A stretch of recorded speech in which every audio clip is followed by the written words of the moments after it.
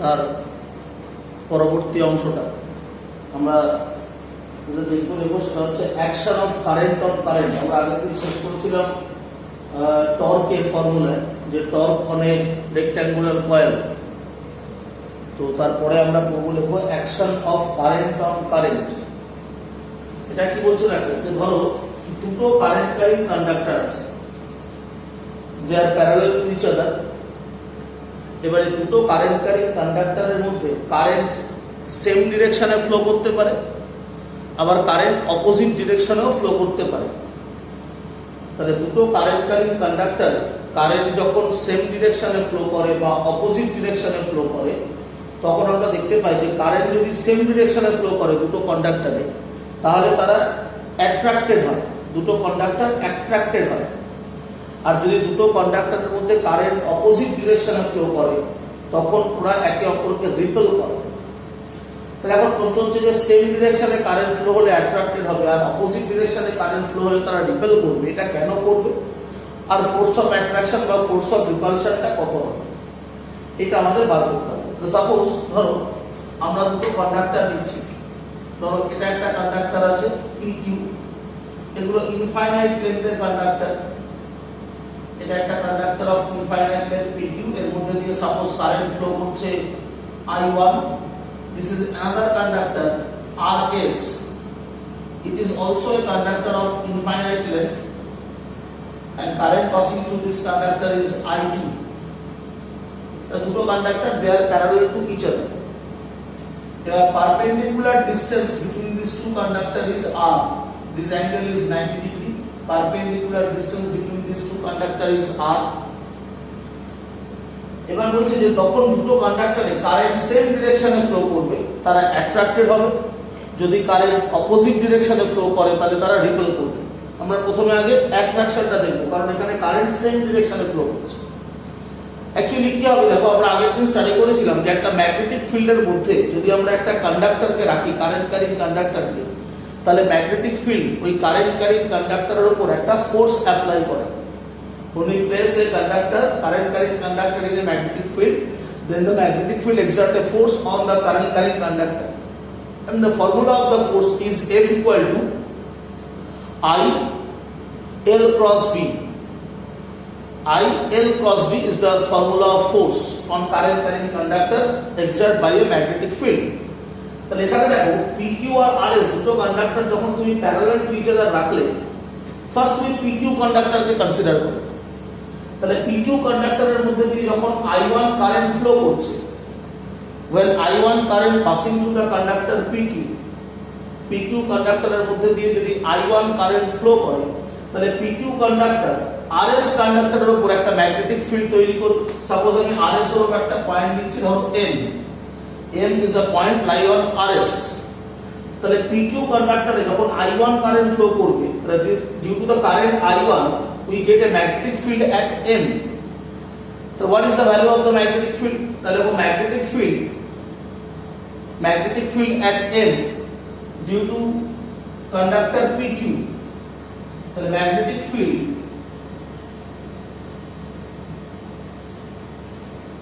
at M due to PQ কন্ডাক্টরের জন্য M পয়েন্টে magnetic field কত হবে, আমরা বায়ার সমান প্রয়োগ করেছি। B equal to magnetic field B equal to mu naught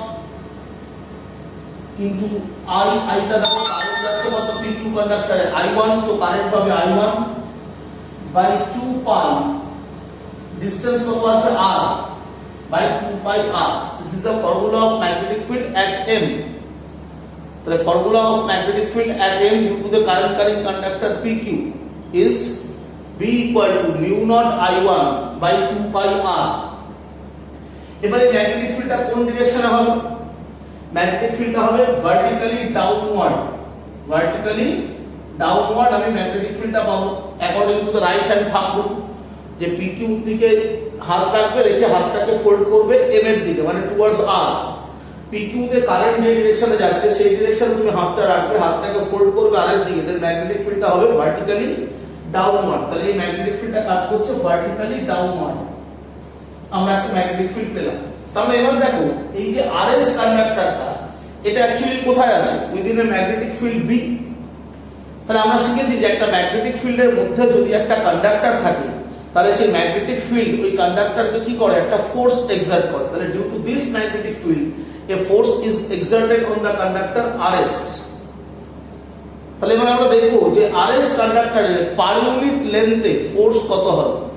per unit লেন্থে কেন? কারণ অ্যাকচুয়ালি আরএস কন্ডাক্টরটার লেন্থ হচ্ছে ইনফাইনাইট, আমাদের এক্সাক্ট লেন্থটা জানা নেই, সেই জন্য আমরা পার ইউনিট লেন্থে ফোর্স ক্যালকুলেট করব। তাহলে force on per unit length of conductor RS কত হবে? তাহলে force on per unit length of RS. তাহলে দেখো ফোর্সের ফর্মুলা আমরা কি করেছিলাম? IL cross B. IL cross B. তাহলে আইএল ক্রস বি কে ভেঙে দিলে আমরা কি পাই? IL B sine theta. তাহলে এখানে থিটাটা কত দেখো? এই যে অ্যাঙ্গেলটা দেখতে পাচ্ছ আরএস এর সাথে ম্যাগনেটিক ফিল্ডের এই অ্যাঙ্গেলটা হচ্ছে 90 degree. This angle is 90 degree কারণ আরএস টা আছে হরাইজন্টাল প্লেনে আর ম্যাগনেটিক ফিল্ডটা আছে ভার্টিক্যালি ডাউনওয়ার্ড। তাহলে আরএস কন্ডাক্টরের সাথে ম্যাগনেটিক ফিল্ডটা 90 ডিগ্রি অ্যাঙ্গেলে আছে। তাহলে আমাদের অ্যাঙ্গেলটা 90 ডিগ্রি হয়ে গেলে দেখো ফোর্সের ফর্মুলা ছিল বিআইএল। আমরা পড়েছিলাম যে অ্যাঙ্গেল যদি 90 ডিগ্রি হয় তাহলে ফোর্স হয় বিআইএল। তাহলে বি হচ্ছে ম্যাগনেটিক ফিল্ড, আইটা কি? কারেন্ট। তাহলে এখানে আরএস কন্ডাক্টরের মধ্যে কারেন্ট কত আছে? I2। তাহলে বিআই, আইটা হয়ে যাবে তাহলে I2, এলটা কি? লেন্থ। তাহলে আমি এখানে ফোর্সটা ক্যালকুলেট করছি দেখো অন পার ইউনিট লেন্থ। তাহলে পার ইউনিট লেন্থ মানে লেন্থ হচ্ছে 1, তাহলে ইনটু 1। তাহলে কত হলো ফোর্সটা? b into I2। তাহলে আমরা যদি এবার b এর ভ্যালুটা খালি পুট করে দিই তাহলে কি আসছে দেখো mu naught I1 I2 by 2 pi r। This is the force on per unit length of conductor RS। এবার এই ফোর্সের ডিরেকশনটা কোন দিকে হবে দেখো? ফোর্সটা কোন দিকে হবে? তুমি right hand thumb rule use করতে পারো to calculate the direction of force. Right hand rule, right hand রুলে আমরা বলি দেখো আমাদের পয়েন্টারটা এটা থাকবে ম্যাগনেটিক ফিল্ডের দিকে, মিডল ফিঙ্গার থাকবে টুয়ার্ডস দ্য কারেন্ট আর থাম্বটা থাকবে টুয়ার্ডস দ্য ফোর্স। তাহলে পয়েন্টারটা ম্যাগনেটিক ফিল্ডের দিকে, তাহলে আমাদের ম্যাগনেটিক ফিল্ডটা এখানে দেখো কোন দিকে আছে? Vertically downward. তাহলে এটা হচ্ছে ম্যাগনেটিক ফিল্ড ভার্টিক্যালি ডাউনওয়ার্ড। তাহলে ম্যাগনেটিক ফিল্ডের উপরে থাকবে, ম্যাগনেটিক ফিল্ডটা হচ্ছে ভার্টিক্যালি ডাউনওয়ার্ড। কারেন্ট আছে কোন দিকে? কারেন্ট আছে আর থেকে এস এর দিকে। তাহলে অ্যাকর্ডিং টু থাম্ব রুল আমরা তাহলে left hand thumb rule use করবো, সরি রাইট হ্যান্ড না, একটু ভুল বলে ফেলেছি। লেফট হ্যান্ড থাম্ব রুল, এটাকে আমরা ফ্লেমিংস লেফট হ্যান্ড রুলও বলি। তাহলে ফ্লেমিংস লেফট হ্যান্ড রুল কি বললাম? যে পয়েন্টার এটা হচ্ছে তোমার direction of magnetic field, middle finger এটা হচ্ছে ডিরেকশন অফ কারেন্ট আর থাম্বটা হবে ডিরেকশন অফ দ্য ফোর্স। তাহলে দেখো ম্যাগনেটিক ফিল্ডটা কোন দিকে আছে? Vertically downward. তাহলে ম্যাগনেটিক ফিল্ডটা ভার্টিক্যালি ডাউনওয়ার্ড। তোমার মিডল ফিঙ্গারটাকে রাখবে towards the current, that is towards R to S। তাহলে দেখো থাম্বটা থাকছে কোন দিকে? ইনওয়ার্ড। তাহলে থাম্বটা হচ্ছে ডিরেকশন অফ ফোর্স।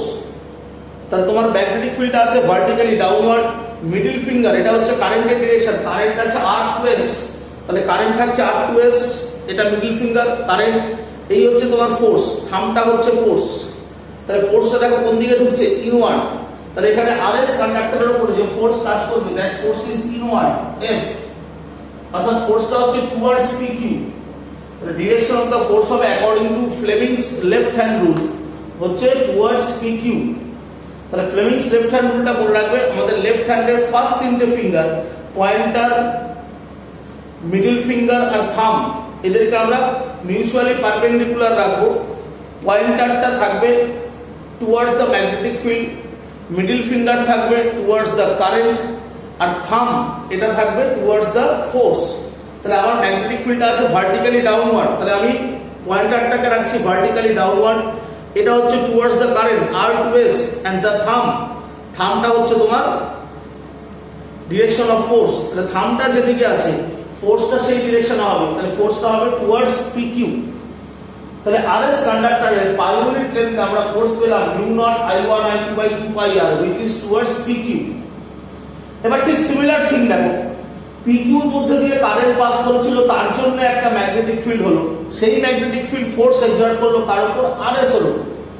তাহলে এবার ঠিক উল্টো প্রসেস করি, এখানে তো আমি আরএস কন্ডাক্টরের মধ্যে দিয়ে একটা কারেন্ট পাঠিয়েছি, কতটা I2। তাহলে আরএস কন্ডাক্টরে যখন কারেন্ট ফ্লো করবে I2, তাহলে আরএস কন্ডাক্টর ও তার সারাউন্ডিংসে একটা সেম ম্যাগনেটিক ফিল্ড প্রডিউস করবে। তাহলে এবার আমরা আরএস কন্ডাক্টরের জন্য ম্যাগনেটিক ফিল্ড ক্যালকুলেট করব at n। তাহলে আরএস কন্ডাক্টরে যে কারেন্ট ফ্লো করছে তার জন্য ম্যাগনেটিক ফিল্ড n পয়েন্টে কত হবে? দেখো ম্যাগনেটিক ফিল্ড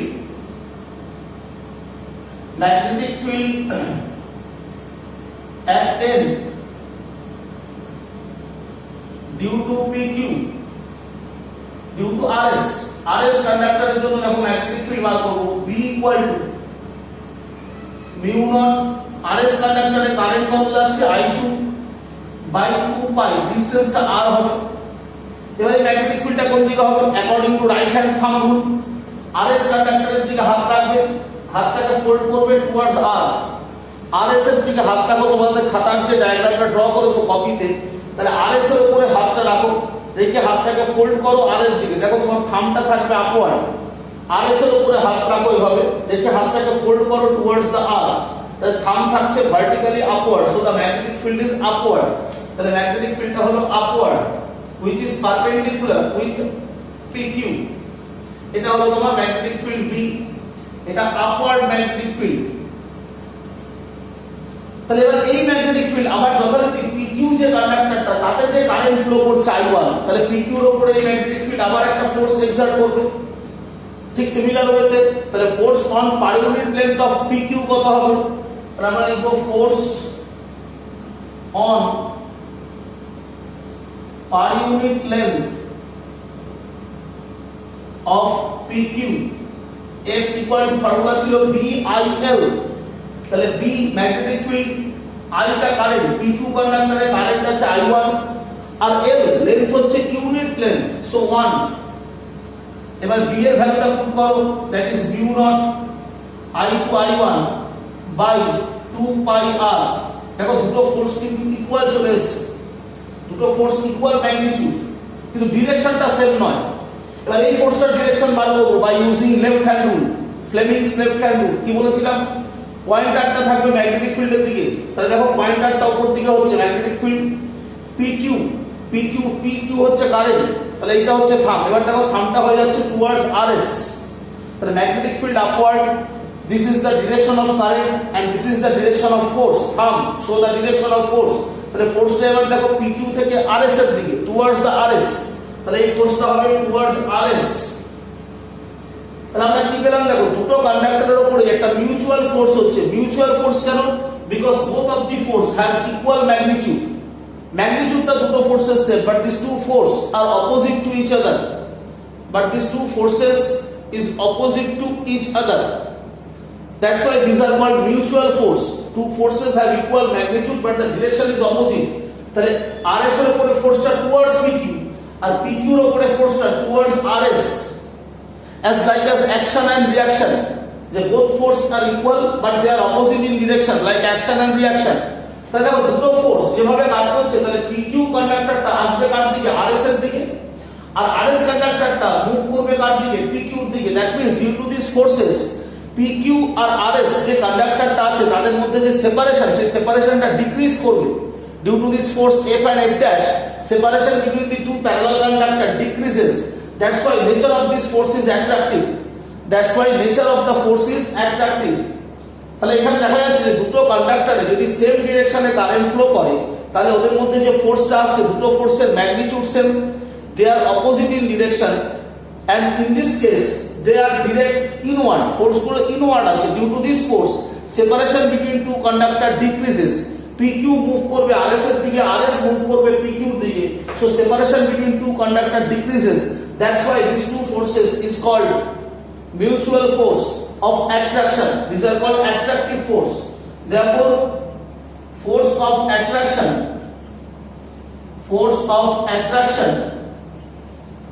কত হচ্ছে? F equal to F dash equal to mu naught I1 I2 by 2 pi r. This is the force of attraction between two conductor. When current in these two conductor parallel to each other, কারেন্টটা কি আছে দেখো parallel to each other।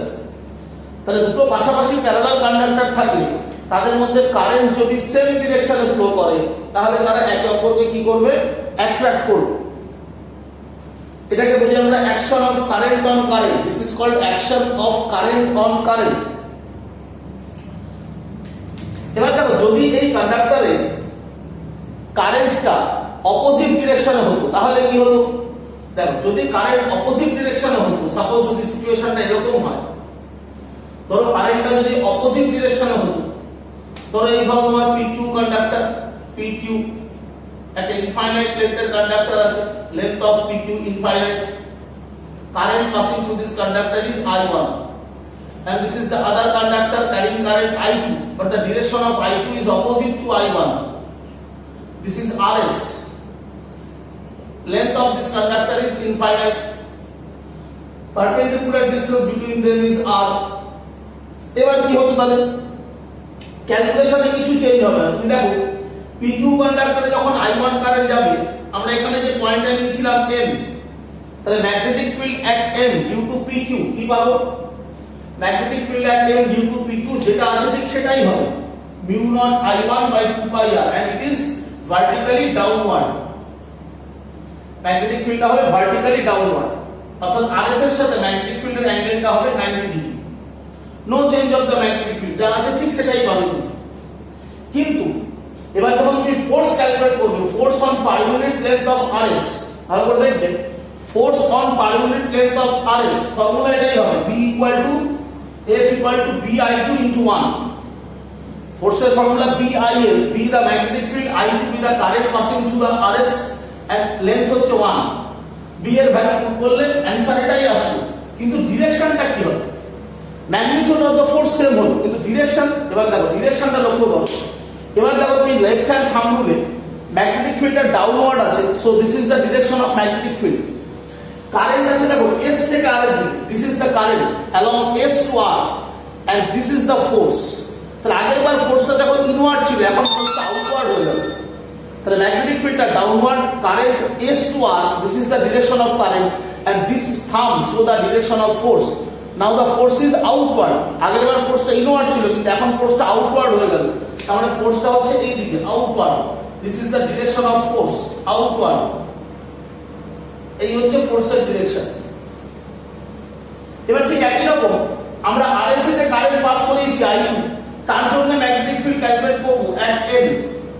তাহলে magnetic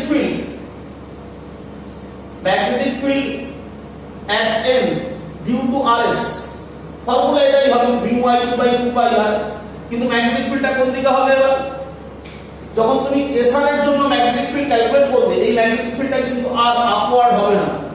তুমি এবার দেখো right hand রুলে যাও, current হচ্ছে কোন দিকে? R থেকে S এর দিকে। তাহলে R থেকে S এর দিকে এভাবে হাত রাখো, R to S, S to R current যাচ্ছে, রাখো S থেকে R, তাহলে S থেকে R এর দিকে হাতটা রাখো। এবার হাতটাকে ফোল্ড করো টুয়ার্ডস R, S থেকে R এর দিকে হাত রাখো অন দা পেপার, S থেকে R এর দিকে, এবং হাতটা ফোল্ড করো টুয়ার্ডস R। দেখো থাম্বটা ডাউনওয়ার্ড হয়ে যাচ্ছে। তাহলে SR কন্ডাক্টরে যে কারেন্ট যাচ্ছে I2, তার জন্য যে ম্যাগনেটিক ফিল্ডটা হচ্ছে, সেই ম্যাগনেটিক ফিল্ডটা হচ্ছে ভার্টিক্যালি ডাউনওয়ার্ড।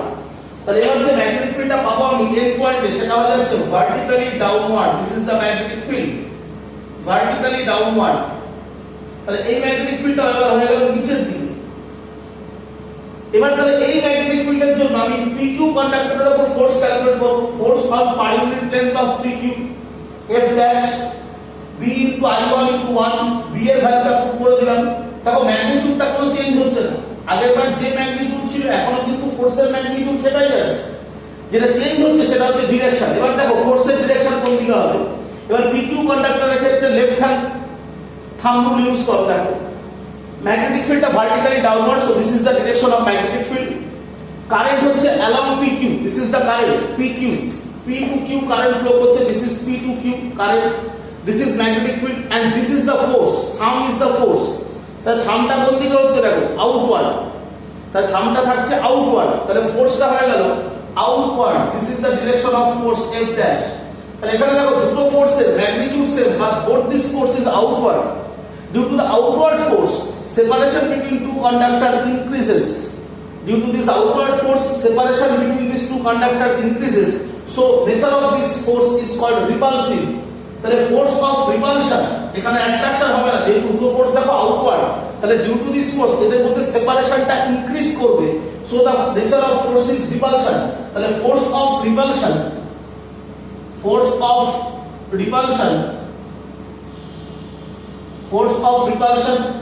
হবে F equal to F dash mu into I1 I2 by 2 pi r। তার মানে ফোর্সের ম্যাগনিটিউডটা পাল্টাচ্ছে। তুমি দেখো ভালো করে, অ্যাট্রাকশন হোক আর রিপালশন হোক, বোথ অফ দ্য কেস ফোর্সের ম্যাগনিটিউড কিন্তু same, mu naught I1 I2 by 2 pi r, কিন্তু নেচার অফ দ্য ফোর্সটা পাল্টে গেল। যখন কারেন্টটা সেম ডিরেকশনে ছিল তখন নেচার অফ দ্য ফোর্সটা হচ্ছে অ্যাট্রাকটিভ, যখন কারেন্টটা অপোজিট ডিরেকশনে হয়ে গেল তখন নেচার অফ দ্য ফোর্স হয়ে গেল রিপালসিভ। তাহলে this is called action of current on current. তাহলে দুটো প্যারালাল কন্ডাক্টরে যখন সেম ডিরেকশনে কারেন্ট ফ্লো করে তখন অ্যাট্রাকশন হবে, আর যখন অপোজিট ডিরেকশনে কারেন্ট ফ্লো করবে দুটো কন্ডাক্টরে তখন রিপালশন হবে। আমরা ফোর্সের ডিরেকশনটা বার করব using Fleming's left hand rule. Direction of the force must be calculated by the Fleming's left hand rule. এবার এখানে যেটা মাথায় রাখবে, আমি এখানে দুটো প্যারালাল কন্ডাক্টর নিয়েছি, এটা কিন্তু কন্ডাক্টর দুটো প্যারালাল না হলেও ভ্যালিড। দুটো কন্ডাক্টর যদি অবলিকুইলি থাকে তাহলেও কিন্তু অ্যাট্রাকশন বা রিপালশন হয়। তোমাকে খালি দেখতে হবে ডিরেকশন অফ দ্য কারেন্ট, খালি এইটুকু মাথায় রাখবে যে ডিরেকশন অফ দ্য কারেন্ট অনুযায়ী নেচার অফ দ্য ফোর্সটা হবে। যদি কারেন্টের ডিরেকশন সেম ডিরেকশনে থাকে দুটো কন্ডাক্টরে তাহলে অ্যাট্রাকশন হয়, আর কারেন্ট যদি অপোজিট ডিরেকশনে হয় দুটো কন্ডাক্টরে তাহলে রিপালশন হয়। যেমন ধরো যদি সিচুয়েশনটা এরকম হতো, ধরো আমাদের কাছে দুটো কন্ডাক্টর আছে অবলিকুইলি, সাপোজ এরকম দুটো কন্ডাক্টর আছে, এই একটা কন্ডাক্টর এই একটা কন্ডাক্টর, দে আর অবলিকিউ কন্ডাক্টর। এবার দুটো কন্ডাক্টরে দেখো কারেন্ট ফ্লো করছে, একটাতে I1 একটাতে I2। তাহলে দুখানে দেখো কারেন্টের ডিরেকশন কিন্তু সেম, যেহেতু দুটো কন্ডাক্টরে কারেন্ট সেম ডিরেকশনে যাচ্ছে তাহলে এখানেও কিন্তু অ্যাট্রাকশন হবে, এখানেও তুমি পাবে অ্যাট্রাকশন। আবার যদি এরকম হয় যে এই একটা কন্ডাক্টর আছে আবার এই একটা কন্ডাক্টর আছে, এখানেও দেখো দুটো কন্ডাক্টরে কারেন্টের ডিরেকশন সেম, দুটোই আউটওয়ার্ড কারেন্ট, তাহলে এখানেও অবশ্যই কি হবে অ্যাট্রাকশন। আবার যদি সিচুয়েশনটা এরকম হতো, এই যদি হতো এখানে কারেন্ট আছে I1 এখানে আছে I2, এখানে দেখো একটা কারেন্ট একটা কন্ডাক্টরে কারেন্ট যে ডিরেকশনে যাচ্ছে আরেকটাতে কারেন্ট অপোজিট ডিরেকশনে যাচ্ছে, দুটো ডিরেকশন সেম নয় কারেন্টের, তাহলে এখানে হবে তোমার রিপালশন, এখানে হবে তোমার রিপালশন। তাহলে আমার কন্ডাক্টরটা প্যারালাল হতে পারে, কন্ডাক্টরটা অবলিকিউ হতে পারে, দ্যাট ডাজন্ট ম্যাটার। আমাদের দেখতে হবে অ্যাট্রাকশন বা রিপালশনটাকে বোঝার জন্য ডিরেকশন অফ কারেন্ট। দুটো কন্ডাক্টরে যদি কারেন্ট সেম ডিরেকশনে থাকে তাহলে অ্যাট্রাকশন হয়, দুটো কন্ডাক্টরে কারেন্ট যদি অপোজিট ডিরেকশনে থাকে তাহলে রিপালশন হয়। তাহলে প্যারালাল আর অবলিকিউ কন্ডাক্টরের মধ্যে যখন দুটো কন্ডাক্টর প্যারালাল থাকে তখন separation between the two conductor, যেটাকে আমি R দিয়ে ডিনোট করেছিলাম, সেই Rটা কনস্ট্যান্ট হয়ে যায়। When two conductors are parallel to each other, then separation between them R is constant. So the force F mu naught by 4 pi I1 I2 by R is a constant force. সেক্ষেত্রে ফোর্সটা হয়ে যায় constant. আমরা যখন দুটো parallel conductor পেয়েছি তখন ফোর্সের ম্যাগনিটিউডটা পেয়েছি mu not 2 I1 I2 by mu naught I1 I2 by 2 pi R, mu naught I1 I2 by 2 pi R, এই পেয়েছি আমরা ফোর্স। এবার দেখো যখন দুটো কন্ডাক্টর প্যারালাল থাকে এই যে R এটা কনস্ট্যান্ট হয়, তার মানে ফোর্সটা কনস্ট্যান্ট ফোর্স কাজ করে। কিন্তু যখন দুটো কন্ডাক্টর অবলিকিউ হয় তখন এই যে R separation between the two conductor দেখো ভেরিয়েবল হয়ে যাচ্ছে। দুটো কন্ডাক্টরের মধ্যে সেপারেশনটা ভেরিয়েবল, মানে R ভেরিয়েবল হবে। তাহলে Rটা ভেরিয়েবল হলে কি হবে, ফোর্সের ম্যাগনিটিউডটা ভেরিয়েবল হবে। যত R বড় হবে ফোর্স ডিক্রিজ করবে, আর যত সেপারেশনটা কমতে থাকবে তোমার ফোর্স তত ইনক্রিজ করবে। তার মানে এখানে in all segment of the conductor ফোর্সটা কনস্ট্যান্ট হবে না, ফোর্সটা ভেরিয়েবল হবে। কিন্তু নেচার অফ ফোর্স কিন্তু অ্যাট্রাকশনই হবে, কিন্তু ফোর্সের ম্যাগনিটিউডটা ভেরিয়েবল হয়ে যাবে। তাহলে that is the basic difference, যে দুটো conductor parallel to each other থাকে তাহলে separation between the two conductor কি হয় constant. So the force is constant, mu naught I1 I2 by 2 pi R, the force is constant when the conductors are parallel to each other. কিন্তু যদি দুটো conductor oblique হয় তাহলে separation between the two conductor is not constant, সেপারেশনটা variable হচ্ছে, R is variable. তাহলে R যত increase করবে ফোর্স তত ডিক্রিজ করবে, R এর ভ্যালুটা যত ডিক্রিজ করবে ফোর্স তত ইনক্রিজ করবে। তাহলে এই অবলিগু কন্ডাক্টরের ক্ষেত্রে যে ম্যাগনিটিউড অফ ফোর্স কাজ করছে অন পার ইউনিট লেন্থ, সেই ম্যাগনিটিউড অফ দ্য ফোর্সটা কনস্ট্যান্ট হবে না, দ্যাট ফোর্স ইজ ভেরিয়েবল। আর কন্ডাক্টরটা প্যারালাল হলে ম্যাগনিটিউড অফ দ্য ফোর্সটা তুমি কনস্ট্যান্ট পাবে। কিন্তু নেচার অফ দ্য ফোর্স কিন্তু একই রকম হবে, যে কারেন্ট যদি সেম ডিরেকশনে থাকে তাহলে অ্যাট্রাকশন, কারেন্ট যদি অপোজিট ডিরেকশনে থাকে তাহলে রিপালশন হবে। এটা হচ্ছে নেচার অফ দ্য ফোর্স। তাহলে আমাদের এটাকে বলি আমরা action of current on current. This is called action of current on current. এটাকে বলবো আমরা action of current on current. এটাকে আমাদের কোশ্চেন হয় what is the action of current on current, বা তোমাকে এরকম ডায়াগ্রাম ড্র করে দেবে, ডায়াগ্রাম ড্র করে দিয়ে বলবে যে তুমি ফোর্স গুলো ক্যালকুলেট করো। ডায়াগ্রামটা ড্র করবে, দিয়ে বলবে তোমাকে নেচার অফ দ্য ফোর্স বলতে বলবে, যে find out the nature of the force, যে কোনটা অ্যাট্রাকশন হবে কোনটা রিপালশন হবে এটা তোমায় লিখতে হবে, বা কোনো নিউমেরিক্যাল দিতে পারে, নিউমেরিক্যাল দিলে এই ফর্মুলাটা দিয়ে করবে mu naught I1 I2 by 2 pi r। বুঝা গেল? তাহলে this is called action of current on current.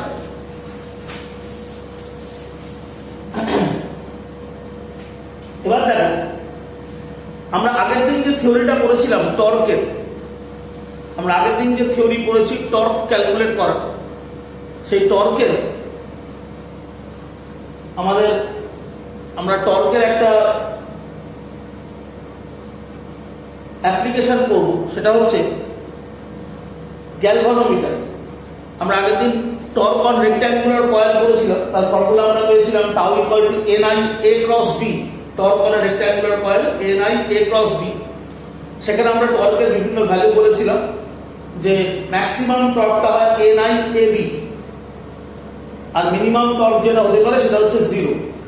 তাহলে একটা রেক্ট্যাঙ্গুলার কয়েলকে ম্যাগনেটিক ফিল্ডের মধ্যে রাখলে ওই রেক্ট্যাঙ্গুলার কয়েলের উপর একটা টর্ক কাজ করে, অ্যাজ এ রেজাল্ট রেক্ট্যাঙ্গুলার কয়েলটা তার অ্যাক্সিসের অ্যাবাউটে রোটেট করে।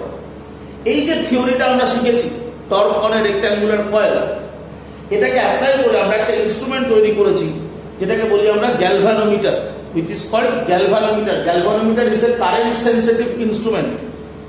Galvanometer is a current sensitive instrument. আমরা গ্যালভানোমিটার দিয়ে কি করি, কারেন্ট ডিটেক্ট করি, যে কোনো একটা কন্ডাক্টরের মধ্যে দিয়ে বা কোনো রেজিস্ট্যান্সের মধ্যে দিয়ে কারেন্ট যাচ্ছে কিনা, বা সেই কারেন্টের ম্যাগনিটিউডটা কত, এগুলো আমরা ডিটারমাইন করার জন্য গ্যালভানোমিটার ইউজ করি। আমরা হুইস্টন ব্রিজে গ্যালভানোমিটার ইউজ করেছি, আমরা পোটেনশিওমিটারে গ্যালভানোমিটার ইউজ করেছি, আমরা মিটার ব্রিজে গ্যালভানোমিটার ইউজ করেছি। সো আমরা একটু দেখবো কনস্ট্রাকশন অফ গ্যালভানোমিটার এবং তার ওয়ার্কিং প্রিন্সিপাল, কিভাবে একটা গ্যালভানোমিটার বেসিক্যালি কাজ করে। তাহলে প্রথমে দেখো মুভিং কয়েল গ্যালভানোমিটার, যেটা নিয়ে আমরা কাজ করব, moving coil galvanometer. Moving coil galvanometer দেখো কি বলছে, মুভিং কয়েল গ্যালভানোমিটার। তো দেখো মুভিং কয়েল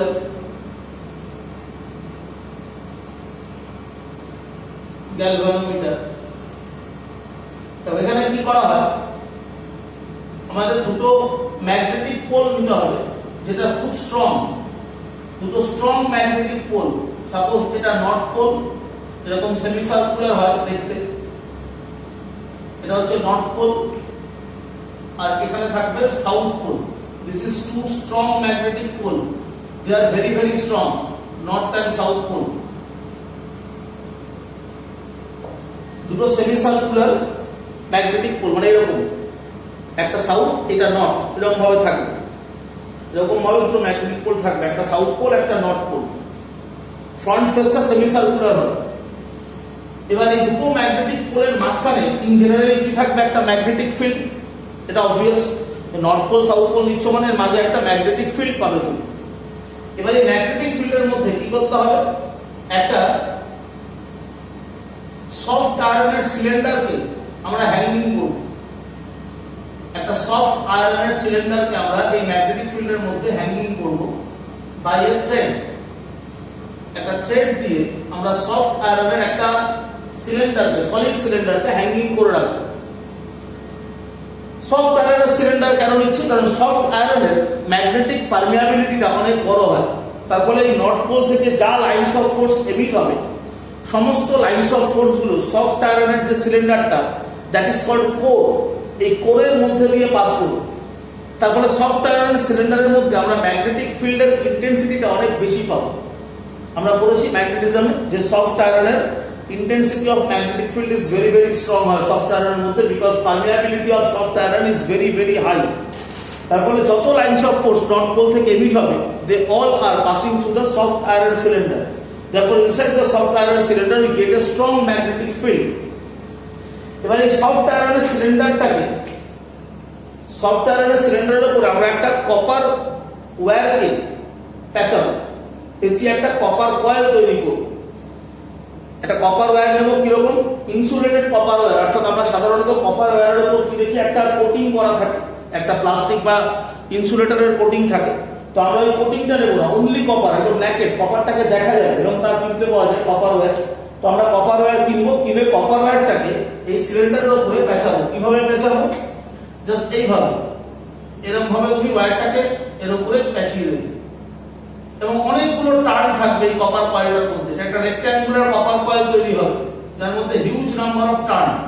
কত টার্ন থাকবে, সাপোজ ধরো নাম্বার অফ টার্ন 1000 হতে পারে, 50,000 হতে পারে, 1 লাখ হতে পারে, 2 লাখ হতে পারে, সেটা অ্যাকর্ডিং টু দা ম্যানুফ্যাকচার, যে গ্যালভানোমিটারটা বানাচ্ছে তার উপর ডিপেন্ড করবে। অ্যাকচুয়ালি তুমি যত বেশি সেনসিটিভ গ্যালভানোমিটার বানাতে চাইবে, তোমাকে নাম্বার অফ টার্ন তত বেশি দিতে হবে। Two increase the sensitivity of the galvanometer we have to use more turn. সেজন্য আমরা 50,000, 1 লাখ টার্ন ইউজ করি। তাহলে আমরা কি করলাম, কপার যে সিলিন্ডারটা ছিল, আয়রন সিলিন্ডারটা, তার উপরে আমরা কপার ওয়্যারটাকে এরকম ভাবে পেঁচাচ্ছি, জাস্ট এইভাবে পেঁচাবো, পেঁচিয়ে একটা রেক্ট্যাঙ্গুলার কয়েল তৈরি করবো। তাহলে এবার দেখো রেক্ট্যাঙ্গুলার কয়েলটা রইল কোথায়, না একটা ম্যাগনেটিক ফিল্ডের মধ্যে, কারণ সিলিন্ডারটা আছে একটা ম্যাগনেটিক ফিল্ডে, তার উপর তুমি কপার ওয়্যারটাকে পেঁচিয়েছো। তাহলে তোমার যে রেক্ট্যাঙ্গুলার কয়েল সেটা এক্সিস্ট করছে কোথায়, ইন আ ম্যাগনেটিক ফিল্ড। তাহলে এখানে ম্যাগনেটিক ফিল্ডটা কোন দিক থেকে কোন দিকে আছে, ম্যাগনেটিক ফিল্ডটা আছে নর্থ পোল থেকে সাউথ পোলের দিকে। This is the direction of magnetic field, north pole to south pole.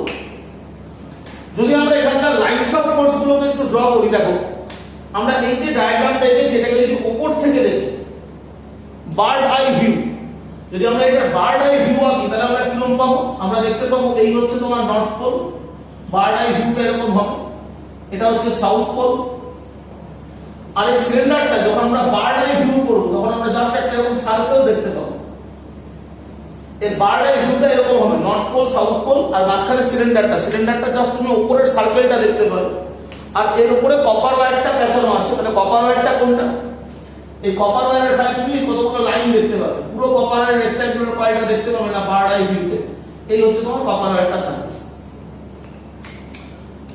তাহলে এটা হচ্ছে বার্ড আই ভিউ। এবার এখানে দেখো লাইনস অফ ফোর্সটা কিরকম হচ্ছে। নরমালি লাইনস অফ ফোর্স কি হয়, নর্থ পোল থেকে এমিট হয়ে যায় কোথায়, সাউথ পোলে। লাইনস অফ ফোর্স এমিট হয় নর্থ পোল থেকে যাবে সাউথ পোলে। তারপরে দেখো এই নর্থ পোল থেকে লাইনস অফ ফোর্স এমিট হয়, কিন্তু এই মাঝখানে যেহেতু এই সফট আয়রনের সিলিন্ডারটা আছে, তো সফট আয়রনের ম্যাগনেটিক পারমিয়াবিলিটি যেহেতু ভেরি হাই, তাই নর্থ পোল থেকে যে লাইনস অফ ফোর্সটা বেরিয়ে আসবে সেটা এই সফট আয়রন সিলিন্ডারের মধ্যে প্রবেশ করবে, তারপর সেখান থেকে বেরিয়ে সাউথ পোলে যাবে। প্রত্যেকটা lines of force north pole থেকে এমিট হওয়ার পর তারা সফট আয়রন সিলিন্ডারের মধ্যে এন্ট্রি নেবে, তারপর যাবে হচ্ছে সাউথ পোল। সব এরকম লাইনস অফ ফোর্স পাবো। ডাইরেক্ট কেউ নর্থ থেকে সাউথ পোলে চলে যাবে না, সবাই নর্থ পোল থেকে বেরিয়ে সফট আয়রন সিলিন্ডারে ঢুকবে, তারপর সাউথ পোলে যাবে। সব লাইনস অফ ফোর্স, কারণ আমাদের সফট আয়রনের magnetic permeability is very very high. So all lines of force emitted from the north pole get into the soft iron cylinder and then it get into south pole. তাহলে আমরা দেখো দেখতে পাচ্ছি এই যে সফট আয়রন সিলিন্ডারটা দেখো, তার ভিতরে যে লাইনস অফ ফোর্স গুলো ব্লু কালারে ড্র করা আছে, they all are parallel lines. Soft iron সিলিন্ডারের ভিতরে যে লাইনস অফ ফোর্স গুলো আমরা ড্র করলাম, they all are parallel lines. তাহলে যদি লাইনস অফ ফোর্স গুলো প্যারালাল হয় তাহলে আমরা বলি ম্যাগনেটিক ফিল্ডটা হবে ইউনিফর্ম। তার মানে সিলিন্ডারের ভিতরে যে লাইনস অফ ফোর্স গুলো আমরা পাচ্ছি, এই lines of force of magnetic field they all are parallel, so the magnetic field inside the iron cylinder is uniform. তার মানে আয়রন সিলিন্ডারের ভিতরে আমরা কি পেলাম, একটা ইউনিফর্ম ম্যাগনেটিক ফিল্ড। তার মানে সিচুয়েশনটা কি দাঁড়ালো, জাস্ট এবার দেখো যদি আমরা ম্যাগনেটিক ফিল্ডটাকে দেখি তাহলে সিচুয়েশনটা কি হচ্ছে, আমাদের এটা হচ্ছে ম্যাগনেটিক ফিল্ডের direction inside the cylinder which is uniform magnetic field because lines of force are parallel to each other inside the cylinder. আর এই হচ্ছে তোমার rectangular copper coil, এটা হচ্ছে rectangular copper coil which have n number of turn. This is the rectangular copper coil which has n number of turn. তাহলে এই হচ্ছে আমার সিচুয়েশনটা। এটা হচ্ছে তোমার rectangular copper coil, rectangular coil, আর এটা হচ্ছে নীলকালি লাইনটা হচ্ছে ম্যাগনেটিক ফিল্ড। তার মানে আমরা যদি কপার কয়েলের উপর একটা এরিয়া ভেক্টর ড্র করি, তাহলে কপার কয়েলের উপর তুমি যদি একটা এরিয়া ভেক্টর ড্র করো, that is n cap, that n cap is perpendicular with the magnetic field। তাহলে কপার কয়েলের যে এরিয়া ভেক্টর, সেই এরিয়া ভেক্টরের সাথে ম্যাগনেটিক ফিল্ডটা কি হবে? Perpendicular to each other. এবার দেখো, এবার কি করা হয়, এই যে সিলিন্ডারটা, জাস্ট এই সিলিন্ডারের নিচে একটা স্প্রিং লাগানো থাকে। এই স্প্রিংটার কাজ হচ্ছে টু প্রোটেক্ট দ্য কয়েল। যদি কোনো কারণে এই থ্রেডটা ছিঁড়ে যায়, থ্রেডটা যদি ছিঁড়ে যায় তাহলে সিলিন্ডারটা তো নিচে পড়ে যাবে। তার নিচে পড়লে কপার কয়েলের মধ্যে একটা ধাক্কা লাগবে, ধাক্কা লাগলে কপার কয়েলটা ছিঁড়ে যেতে পারে, নষ্ট হতে পারে। তো সেই জন্য ওই কপার কয়েলকে প্রোটেক্ট করার জন্য একটা স্প্রিং লাগানো থাকে, যাতে বাই চান্স যদি এই থ্রেডটা ছিঁড়ে যায়, তাহলে এই যে সিলিন্ডারটা যখন নিচে পড়ে যাবে, তাহলে যখন মাটিতে এসে ধাক্কা খাবে, তাহলে মাটি যে থ্রাস্ট অ্যাপ্লাই করবে, গ্রাউন্ড যে থ্রাস্ট দেবে, সেই থ্রাস্টটা লাগবে কার উপর? স্প্রিং এর উপর। স্প্রিং থ্রাস্টটাকে রেজিস্ট করে নেবে, কপার কয়েলের কোনো রকম ড্যামেজ হবে না। সেই জন্য কপার কয়েলটাকে প্রোটেক্ট করার জন্য একটা স্প্রিং লাগানো থাকে। এবার প্রশ্ন হচ্ছে যে থ্রেডটা, এই থ্রেডটা কিসের থ্রেড? এই থ্রেডটা যে মেটেরিয়ালের হয় তার নাম হচ্ছে ফসফর ব্রোঞ্জ। ফসফরাস আর ব্রোঞ্জ এই দুটোকে মিশিয়ে একটা অ্যালয় তৈরি করা হয়। ফসফর ব্রোঞ্জের অ্যালয় দিয়ে থ্রেডটা বানানো হয়। This thread made by phosphor bronze. Phosphor ব্রোঞ্জের অ্যালয় ইউজ করা হয় এই থ্রেডটাকে তৈরি করার জন্য। কেন ফসফর ব্রোঞ্জ? আমাদের এমন মেটেরিয়ালের থ্রেডটা নিতে হবে যাতে তার টরশনাল রিজিডিটি, আমরা ইলাস্টিসিটিতে পড়েছি দেখবে টরশনাল রিজিডিটি, তো ফসফর ব্রোঞ্জের টরশনাল রিজিডিটিটা অনেক বেশি হয়। আমাদের এমন একটা থ্রেড দিতে হবে যার টরশনাল রিজিডিটি অনেক বেশি হয়। তো টরশনাল রিজিডিটি বেশি করার জন্য আমাদের থ্রেডটা নিতে হয় ফসফর ব্রোঞ্জের। এবার দেখো, এবারে মেকানিজমটা কি, ওয়ার্কিং প্রিন্সিপাল। আমাদের এই যে কপার কয়েলটা, এর মধ্যে দিয়ে কারেন্ট ফ্লো করবে। এই কপার কয়েলটা যখন তুমি এখানে পেঁচাচ্ছ, তার তো দুটো টার্মিনাল থাকবে, দুটো টার্মিনালকে তুমি কারেন্ট পাঠালে। আমরা যখনই কোনো জায়গায় কারেন্টের রেজিস্ট্যান্স বার করতে চাই, যে কোনো একটা, আমরা যেমন গ্যালভানোমিটার দেখেছি হুইস্টন ব্রিজে, হুইস্টন ব্রিজে দেখো আমরা গ্যালভানোমিটারকে দুটো পয়েন্টের মধ্যে কানেক্ট করি।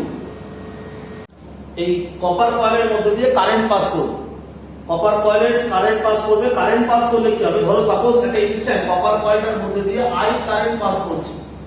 এই কপার কয়েলের মধ্যে দিয়ে আমি আই কারেন্ট পাস করাচ্ছি, আই, এখানে আই কারেন্ট পাস করছে কপার কয়েলের মধ্যে। আমি যেখানে গ্যালভানোমিটারটাকে কানেক্ট করলাম, সেইখান থেকে কপার কয়েলের মধ্যে দিয়ে যদি আই কারেন্ট সার্কুলেট করে, তাহলে এই কপার কয়েলের উপরে একটা টর্ক কাজ করবে। আমরা পড়েছি আগের দিনের ফর্মুলা। তাহলে এখানে একটা ম্যাগনেটিক ফিল্ড আছে, কপার কয়েলে যখনই কারেন্ট পাস করা হবে, তাহলে কপার কয়েলের মধ্যে টর্ক কাজ করবে। তাহলে টর্কটা কতটা হবে? তাহলে টর্কের ফর্মুলা আমরা জানি, tau equal to N I A B. তাহলে এটা হচ্ছে torque, N I A B. তাহলে যখনই কপার কয়েলে টর্ক কাজ করবে due to flow of current, তাহলে কপার কয়েলটা কি হবে? তার অ্যাক্সিসের অ্যাবাউটে রোটেট করবে। এবার দেখো, যখনই কপার কয়েলটা রোটেট করবে, তাহলে এই যে থ্রেডটা, যেটা দিয়ে তুমি ব্যাপারটাকে হ্যাঙ্গিং করে রেখেছো, তা due to rotation of the copper coil, এই থ্রেডটার মধ্যেও একটা রোটেশন হবে। তাহলে যখনই কোনো থ্রেডের মধ্যে রোটেশন হয়, একটা সার্টেন অ্যাঙ্গেলে যখন থ্রেডটা টুইস্ট হয়ে যাবে, তখন এই থ্রেডের মধ্যে ডিউ টু টরশনাল রিজিডিটি ওর মধ্যে একটা রেস্টোরিং টর্ক তৈরি হবে। তোমরা দেখবে বাড়িতে কোনো একটা দড়ি যখন ঝুলছে, দড়িটাকে যদি পাক দাও, দড়িটাকে ধরো তুমি মোচড় দিচ্ছ, পাক দিতে দিতে দেখবে একসময় দড়িটা টাইট হয়ে যায়।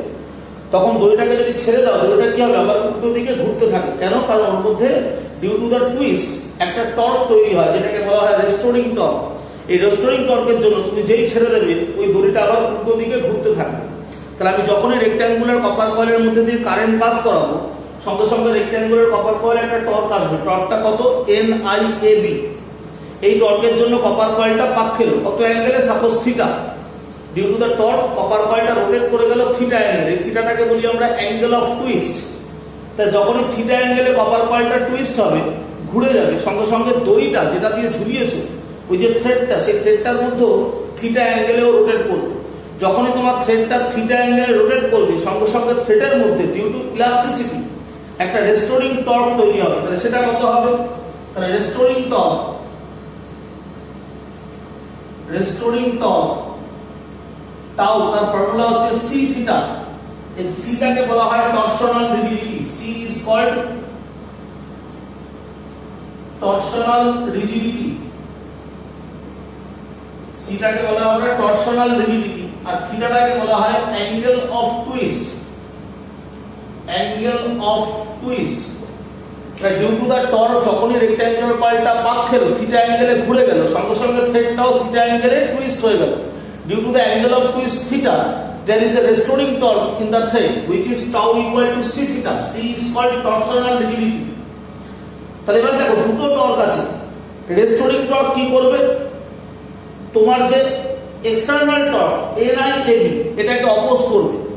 NIAB টর্কটা চাইছে রেক্ট্যাঙ্গুলার কয়েলটাকে ঘোরাতে, আর রেস্টোরিং টর্ক কি করবে, এই যে এক্সটার্নাল টর্ক NIAB এটাকে অপোজ করবে। ফলে দেখা যাবে for a certain angle of twist এই দুটো টর্ক একে অপরকে ব্যালেন্স করে দেবে, তখন আর রেক্ট্যাঙ্গুলার কয়েলটা ঘুরতে পারবে না। মানে একটা সার্টেন অ্যাঙ্গেলে রেক্ট্যাঙ্গুলার কয়েলটা ঘোরার পর ওটা থেমে যাবে কেন, যখনই রেক্ট্যাঙ্গুলার কয়েলটা একটা সার্টেন অ্যাঙ্গেলে টুইস্ট করবে, due to the angle of twist তোমার থ্রেডের মধ্যে একটা রেস্টোরিং টর্ক কাজ করবে। That restoring torque balance the external torque NIB and that is the equilibrium position. তাহলে at equilibrium position কি হবে, c theta is equal to হয়ে যাবে NIAB। তাহলে এখান থেকে দেখো আমি কারেন্টটা মেজার করতে পারবো I equal to c theta by NAB। I equal to c theta by NAB. This is the formula of current in the moving coil galvanometer. তাহলে c টা হচ্ছে কি টরশনাল রিজিডিটি, যেটা তোমার নোন ভ্যালু, এটা তোমাদের বলে দেওয়া থাকবে। এর number of turn that is also known. এটা কি area of the rectangular coil which is length into breadth, আর বিটা হচ্ছে magnetic field which is known to you. তাহলে একমাত্র তুমি জানো না কোনটা, থিটার ভ্যালুটা। তাহলে থিটাটাকে এবার ফাইন্ড আউট করতে হবে। তাহলে থিটাকে কিভাবে ফাইন্ড আউট করবে দেখো, এবার থিটাকে ফাইন্ড আউট করার জন্য একটা অ্যারেঞ্জমেন্ট করতে হয়, সেটাকে বলি আমরা lamp and scale arrangement. Lamp and scale arrangement to find theta আমরা ল্যাম্প এন্ড স্কেল অ্যারেঞ্জমেন্ট করি। দেখো ল্যাম্প এন্ড স্কেল অ্যারেঞ্জমেন্টটা কি, lamp and scale arrangement, lamp and scale arrangement দেখো সেটা কি করা হবে, এই যে থ্রেডটা দেখছো যেটা দিয়ে আমরা সফট আয়রন সিলিন্ডারটাকে ঝুলিয়েছিলাম, এই থ্রেডের মধ্যে একটা মিরর লাগানো থাকে। এটা একটা প্লেন মিরর যেটা এই থ্রেডের মধ্যে অ্যাটাচ করা থাকবে। এবারে এই প্র্যাকটিক্যালটা করা হয় ডার্ক রুমে। এটা যখন তুমি প্র্যাকটিক্যালে করবে দেখবে একটা ডার্ক রুমের মধ্যে প্র্যাকটিক্যাল করতে হয়। তো তোমার কাছে একটা টেবিল ল্যাম্প থাকবে, সেই টেবিল ল্যাম্পের সাথে একটা স্কেল ফিট করা থাকে, এই জন্য এটাকে বলে ল্যাম্প এন্ড স্কেল। তো বিফোর পাসিং দ্য কারেন্টটাকে পাস করার আগে তুমি কি করবে, টেবিল ল্যাম্পের যে লাইটটা সেটাকে মিররের উপর ফেলতে হবে।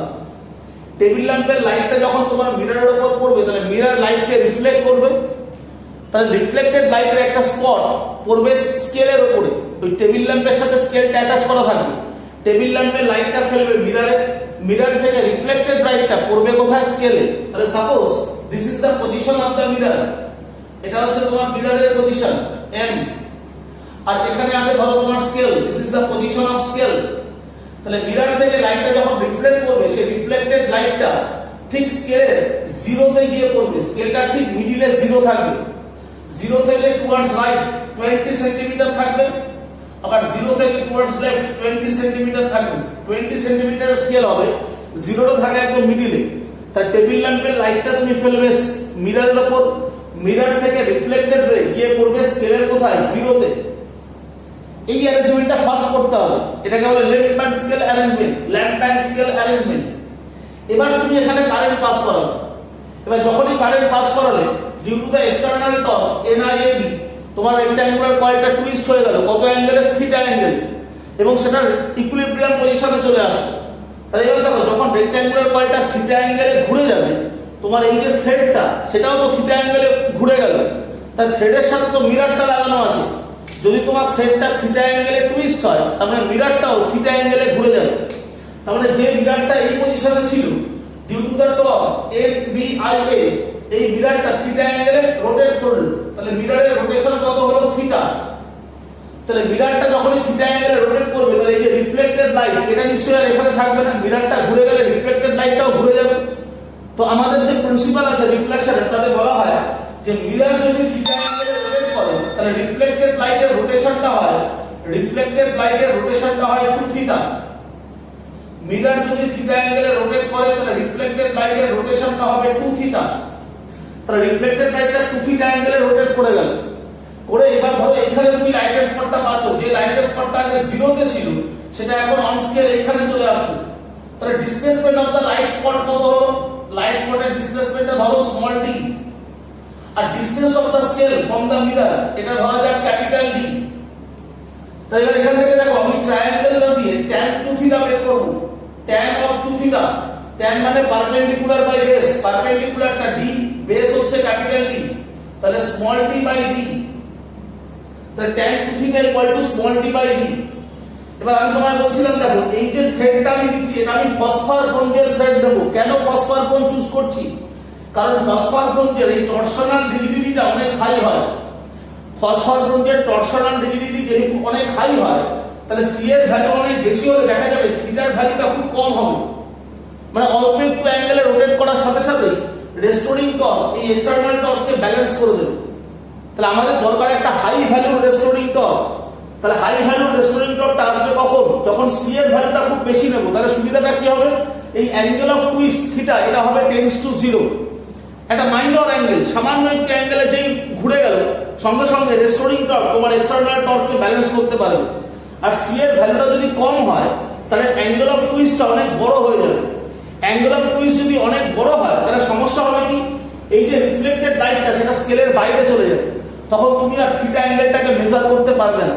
তোমাকে রিফ্লেক্টেড লাইটের স্পটটাকে স্কেলের মধ্যে রাখতে হবে, ফলে তোমার অ্যাঙ্গেল অফ টুইস্টটা দরকার very very small, that is tends to 0।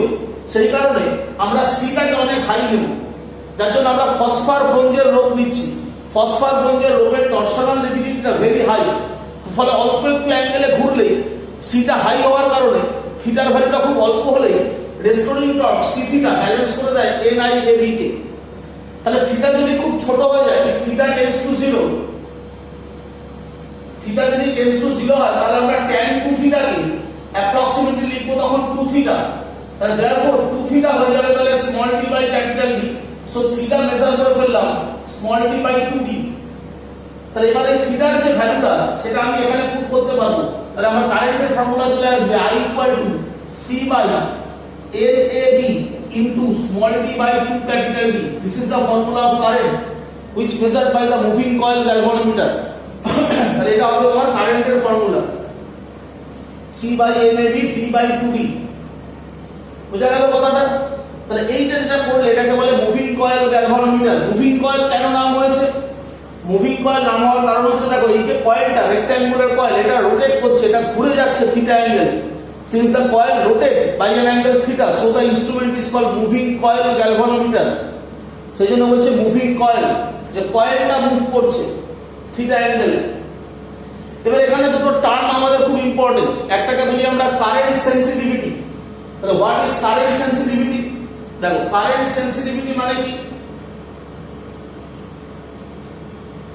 Current sensitivity, current sensitivity হচ্ছে দেখো এই যে I তার ফর্মুলা কি পেয়েছো? C theta by NBA।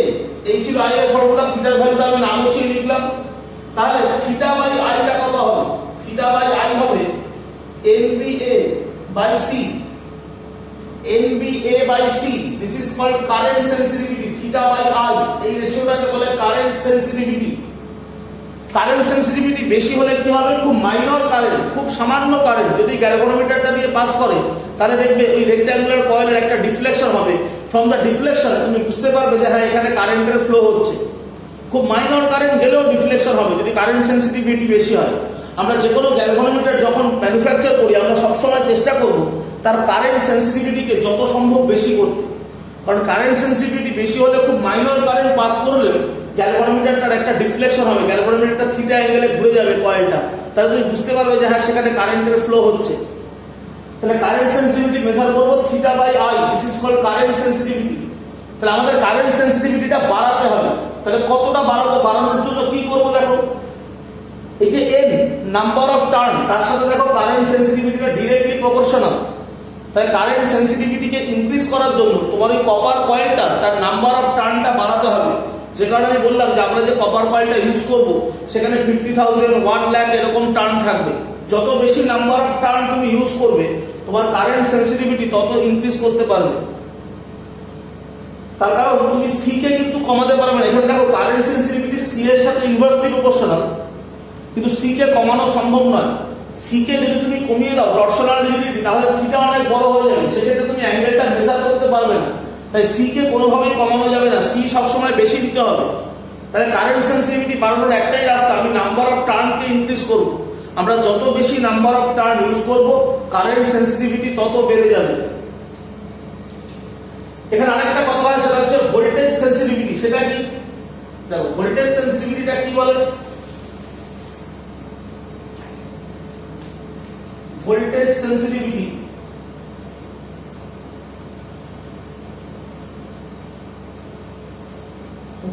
Sensitivity হচ্ছে থিটা বাই ভি, এটাকে বলে ভোল্টেজ সেন্সিটিভিটি। থিটা বাই আইটা হচ্ছে current sensitivity, theta by V হচ্ছে voltage sensitivity.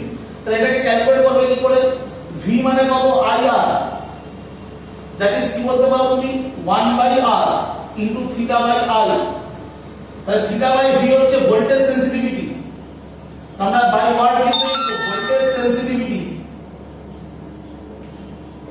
is equal to 1 by r, r হচ্ছে resistance, into theta by i টা কি? Current sensitivity.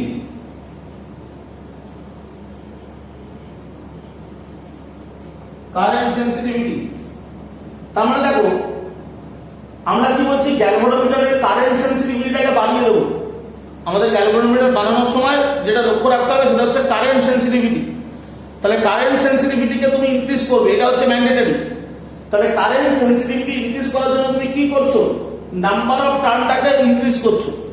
তাহলে তুমি নাম্বার অফ টার্ন যখন ইনক্রিজ করবে অটোমেটিক্যালি তোমার কপার কয়েলের রেজিস্ট্যান্স অনেক হাই হয়ে যাবে।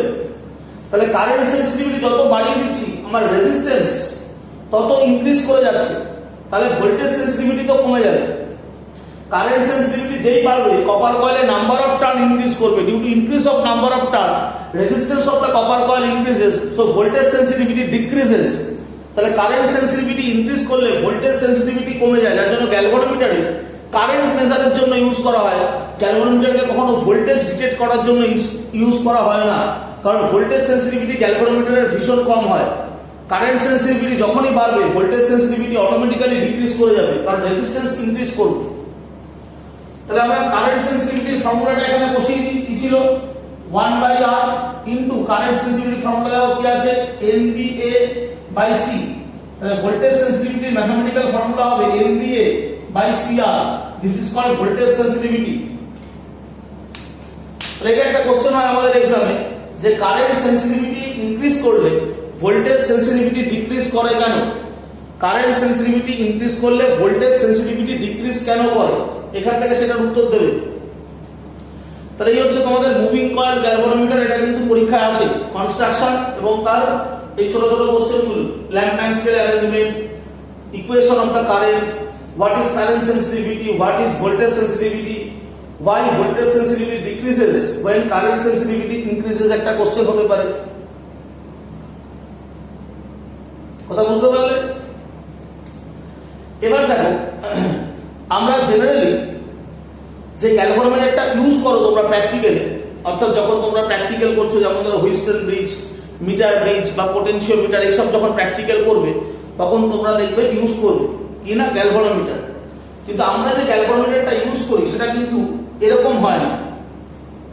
আমরা যে গ্যালভানোমিটারটা ইউজ করি হুইস্টন ব্রিজ বা মিটার ব্রিজ বা পোটেনশিওমিটারের প্র্যাকটিক্যালি, সেই গ্যালভানোমিটার গুলোকে আমরা বলি টেবিল গ্যালভানোমিটার।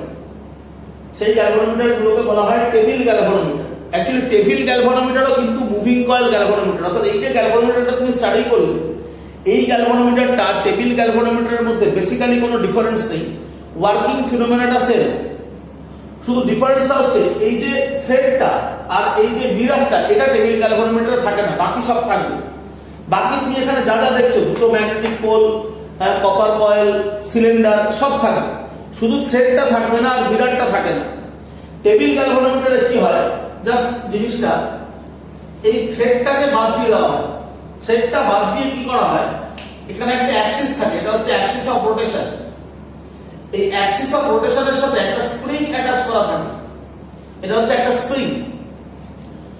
এই স্প্রিংটা ওই থ্রেডের কাজটা করে, যেটা থ্রেড করছে, থ্রেড কি করছে, যখনই কারেন্ট ফ্লো করছে তোমার রেক্ট্যাঙ্গুলার কয়েলটা একটা থিটা অ্যাঙ্গেলে রোটেট করছে। মানে যখনই থ্রেডটা রেক্ট্যাঙ্গুলার কয়েলটা থিটা অ্যাঙ্গেলে রোটেট করে, সঙ্গে সঙ্গে থ্রেডটার মধ্যে একটা অ্যাঙ্গেল অফ টুইস্ট হয়, which is also theta. Due to angle of twist of the thread, থ্রেডের মধ্যে একটা রেস্টোরিং টর্ক হয়, যেটা তোমার এক্সটার্নাল টর্ক NBIA এটাকে ব্যালেন্স করে দেয়। তো সেম কাজটা করা হয় স্প্রিং দিয়ে।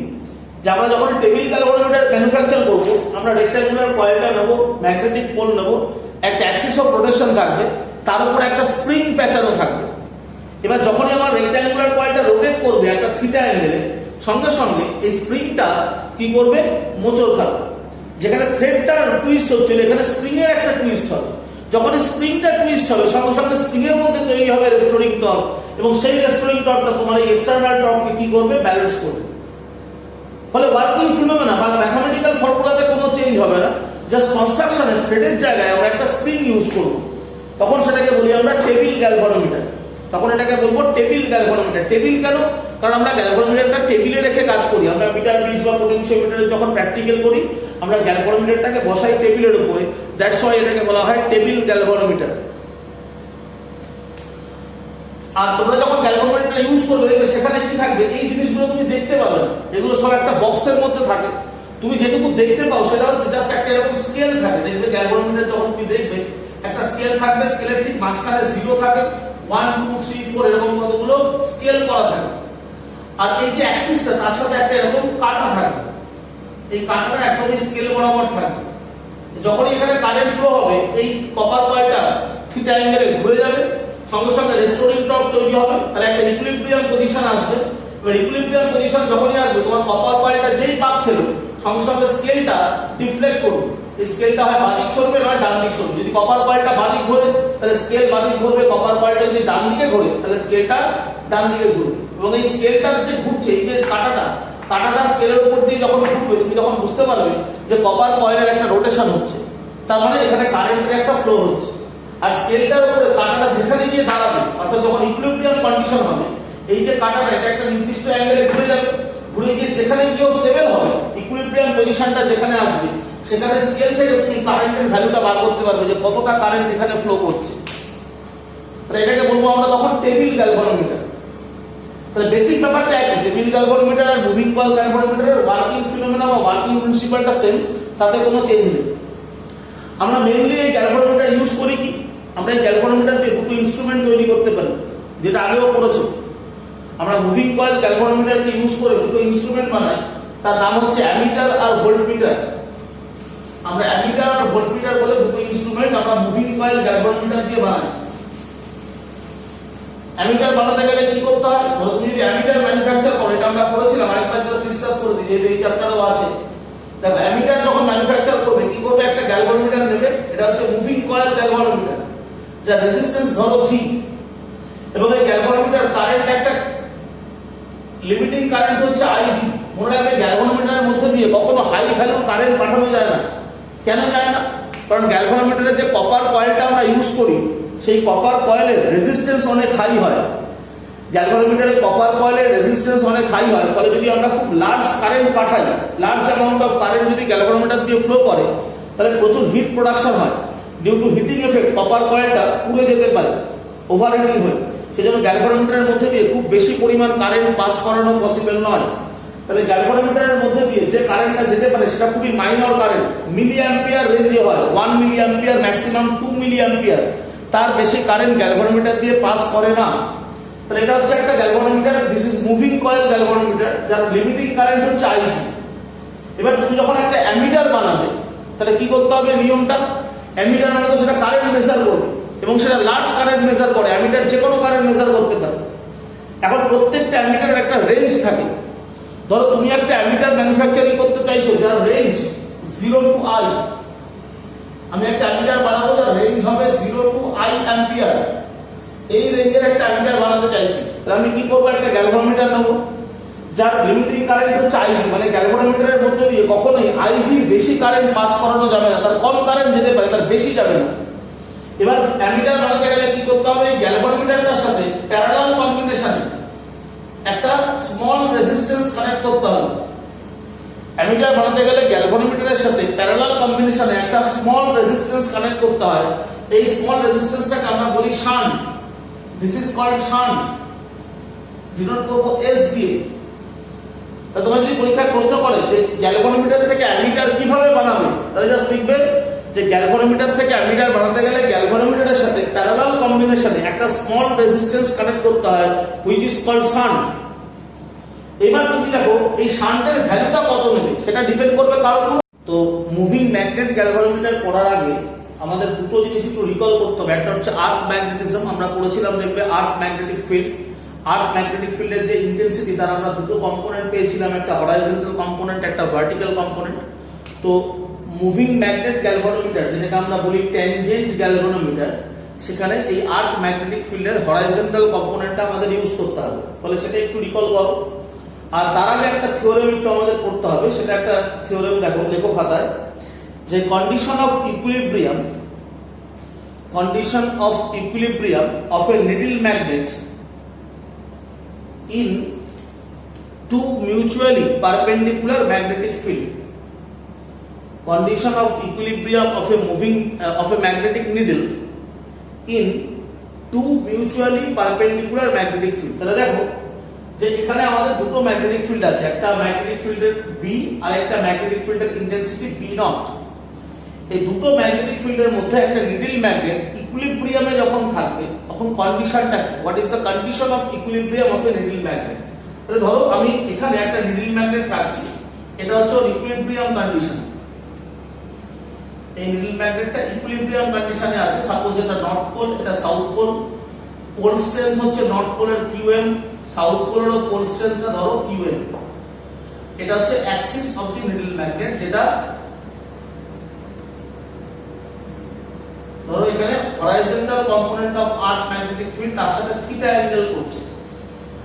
যে horizontal component of earth magnetic ফিল্ডের সাথে থিটা অ্যাঙ্গেলে আমার এই নিডল ম্যাগনেটটা আছে এবং এটা ইকুইলিব্রিয়াম পজিশন। তাহলে থিটার ভ্যালুটা কত, বা what is the condition of equilibrium. দেখো যখনই আমরা একটা ম্যাগনেটিক ফিল্ডের মধ্যে কোনো নিডল ম্যাগনেট রাখি, আমরা জানি যে সেই ম্যাগনেটিক ফিল্ড নিডল ম্যাগনেটের যে দুটো পোল, নর্থ পোল আর সাউথ পোল, তার উপরে ফোর্স অ্যাপ্লাই করে। কতটা ফোর্স অ্যাপ্লাই করে, pole strength into intensity of magnetic field, that is the formula of force. Pole strength into intensity of magnetic field. এবং আমরা যখন ম্যাগনেটিজম পড়েছিলাম আমরা বলেছিলাম যে নর্থ পোলের উপরে ফোর্স হবে ম্যাগনেটিক ফিল্ডের দিকে, direction of the magnetic field যেটা থাকবে সেটাই হবে direction of the force on north pole, আর direction of the force on south pole that is opposite to the magnetic field. তাহলে এই নিডল ম্যাগনেটের দুটো পোল আছে নর্থ আর সাউথ, তাহলে এই যে বি নট ম্যাগনেটিক ফিল্ড, এই বি নট ম্যাগনেটিক ফিল্ডের জন্য নর্থ পোলে ফোর্স হবে QM into B nought, south পোলে ফোর্স হবে অপোজিটে কিউএম ইনটু বি নট। তাহলে এখানে এই যে কিউএম ইনটু বি নট, এই দুটো যে ফোর্স তারা দেখো parallel to each other, they are opposite in direction and they are different point of action, they have different point of action. তাহলে এই যে pair of force QM B naught QM B naught, এদেরকে আমরা কি বলি, কাপল। তাহলে B nought magnetic ফিল্ডের জন্য এই নিডল ম্যাগনেটের উপর একটা কাপল কাজ করছে।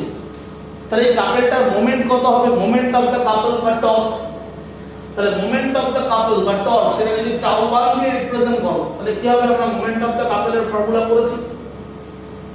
মোমেন্ট অফ দ্য কাপলের ফর্মুলা কি হয় সেটা আমরা জানি, pm b nought sin theta, moment of the couple pm b nought sin theta.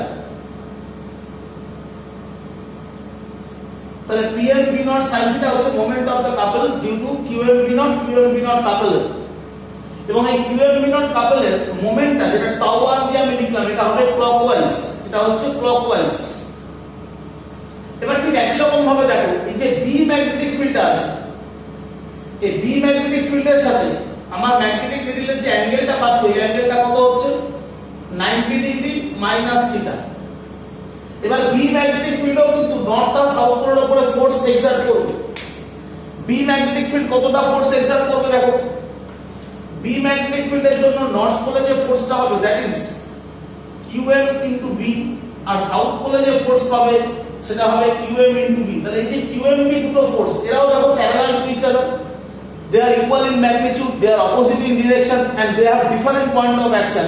তাহলে QMB এটাও কিন্তু একটা কাপল ফর্ম করছে। তাহলে এই কাপলের জন্য আমি একটা মোমেন্ট অফ দা কাপল পাবো, ধরা যাক সেই মোমেন্ট অফ দা কাপলটা টাউ 2। তাহলে টাউটাকে কি লিখবে, PM টা magnetic dipole moment, magnetic field এখানে B, সাইন অফ অ্যাঙ্গেলটা কত হবে দেখো, অ্যাঙ্গেলটা কিন্তু এখানে থিটা না, কারণ B ম্যাগনেটিক ফিল্ডের রেসপেক্টে তোমার ম্যাগনেটিক নিডলের অ্যাক্সিস কত অ্যাঙ্গেলে আছে 90 মাইনাস থিটা। তাহলে এখানে অ্যাঙ্গেলটা লিখতে হবে 90 ডিগ্রি মাইনাস থিটা। অ্যাঙ্গেলটা সবসময় নিতে হয় ম্যাগনেটিক ফিল্ডের সাথে ম্যাগনেটিক ডাইপোল মোমেন্টের। ম্যাগনেটিক ডাইপোল মোমেন্ট কাজ করে along the magnetic axis from south to north. আমরা এগুলো পড়েছি, ম্যাগনেটিক ডাইপোল মোমেন্টের ডিরেকশন হয় ফ্রম সাউথ টু নর্থ। তাহলে এবার দেখো এই টাউ1 যে ডাইপোল মোমেন্টটা, এই টাউ1 যে টর্ক সেটা হচ্ছে ক্লকওয়াইজ আর টাউ2টা হচ্ছে অ্যান্টি ক্লকওয়াইজ। তাহলে যখন ইকুইলিব্রিয়াম হবে তখন এই দুটো টর্ক ক্লকওয়াইজ আর anti clockwise they are equal and they balance each other, তবে আমি ইকুইলিব্রিয়াম পাবো। তাহলে নিডল ম্যাগনেটটা যখন ইকুইলিব্রিয়াম কন্ডিশনে আসবে at an angle theta with magnetic field B nought, তাহলে দুটো টর্ক হতে হবে ইকুয়াল এন্ড অপোজিট। তাহলে আমি দেখতে পাচ্ছি টাউ1 টা আছে ক্লকওয়াইজ আর টাউ2 আছে অ্যান্টি ক্লকওয়াইজ। তাহলে থিটা অ্যাঙ্গেলটা যদি ইকুইলিব্রিয়াম পজিশন হয় তাহলে এক অ্যাঙ্গেল থিটা এই দুটো টর্ক কি হবে ইকুয়াল। তাহলে এক equilibrium tau one must be equal with tau two. তাহলে আমরা বলতে পারি দেখো PM B nought sin theta equal to PM B sin 90 minus theta. তাহলে PM টা ক্যান্সেল হয়ে গেল, তাহলে B nought sin theta equal to B sin 90 minus theta মানে cos থিটা। তাহলে B equal to B not tan theta, B equal to হয়ে গেল B not tan theta. তাহলে দুটো মিউচুয়ালি পারপেন্ডিকুলার ম্যাগনেটিক ফিল্ডের মধ্যে একটা নিডল ম্যাগনেট যখন ইকুইলিব্রিয়ামে আসবে তখন তার রিলেশনটা হবে দুটো ম্যাগনেটিক ফিল্ডের B equal to B not tan theta. এটাকে বলে ট্যানজেন্ট ল, এই লটাকে বলা হয় tangent law. B equal to B not tan theta, সেজন্য বলে ট্যানজেন্ট ল। তো এই যে থিওরিটা, এই থিওরিটা আমরা ইউজ করব মুভিং ম্যাগনেট গ্যালভানোমিটার। যে দুটো ম্যাগনেটিক ফিল্ড যখন mutually perpendicular to each other হবে, তার মধ্যে একটা নিডল ম্যাগনেট তুমি যখন রাখছো, সেই নিডল ম্যাগনেট যখন ইকুইলিব্রিয়াম কন্ডিশনে আসবে তখন B আর B নট দুটো মিউচুয়াল পারপেন্ডিকুলার ম্যাগনেটিক ফিল্ডের রিলেশন হবে B equal to B not tan theta. This is called tangent law. This law is used in moving magnet galvanometer. তাহলে এই লটাকে খেয়াল রাখবে B equal to B not tan theta. তো এবার দেখো আমি মুভিং ম্যাগনেট গ্যালভানোমিটারের কনস্ট্রাকশনটা দেখো। তাহলে মুভিং ম্যাগনেট গ্যালভানোমিটার দেখো কি হচ্ছে,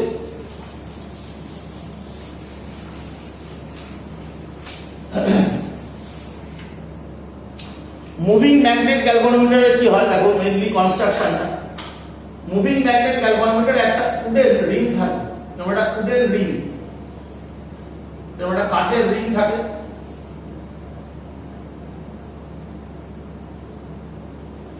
এই কাঠের রিংটা এখানে একটা স্ট্যান্ডের মধ্যে অ্যাটাচ করা থাকবে, এটা একটা স্ট্যান্ড।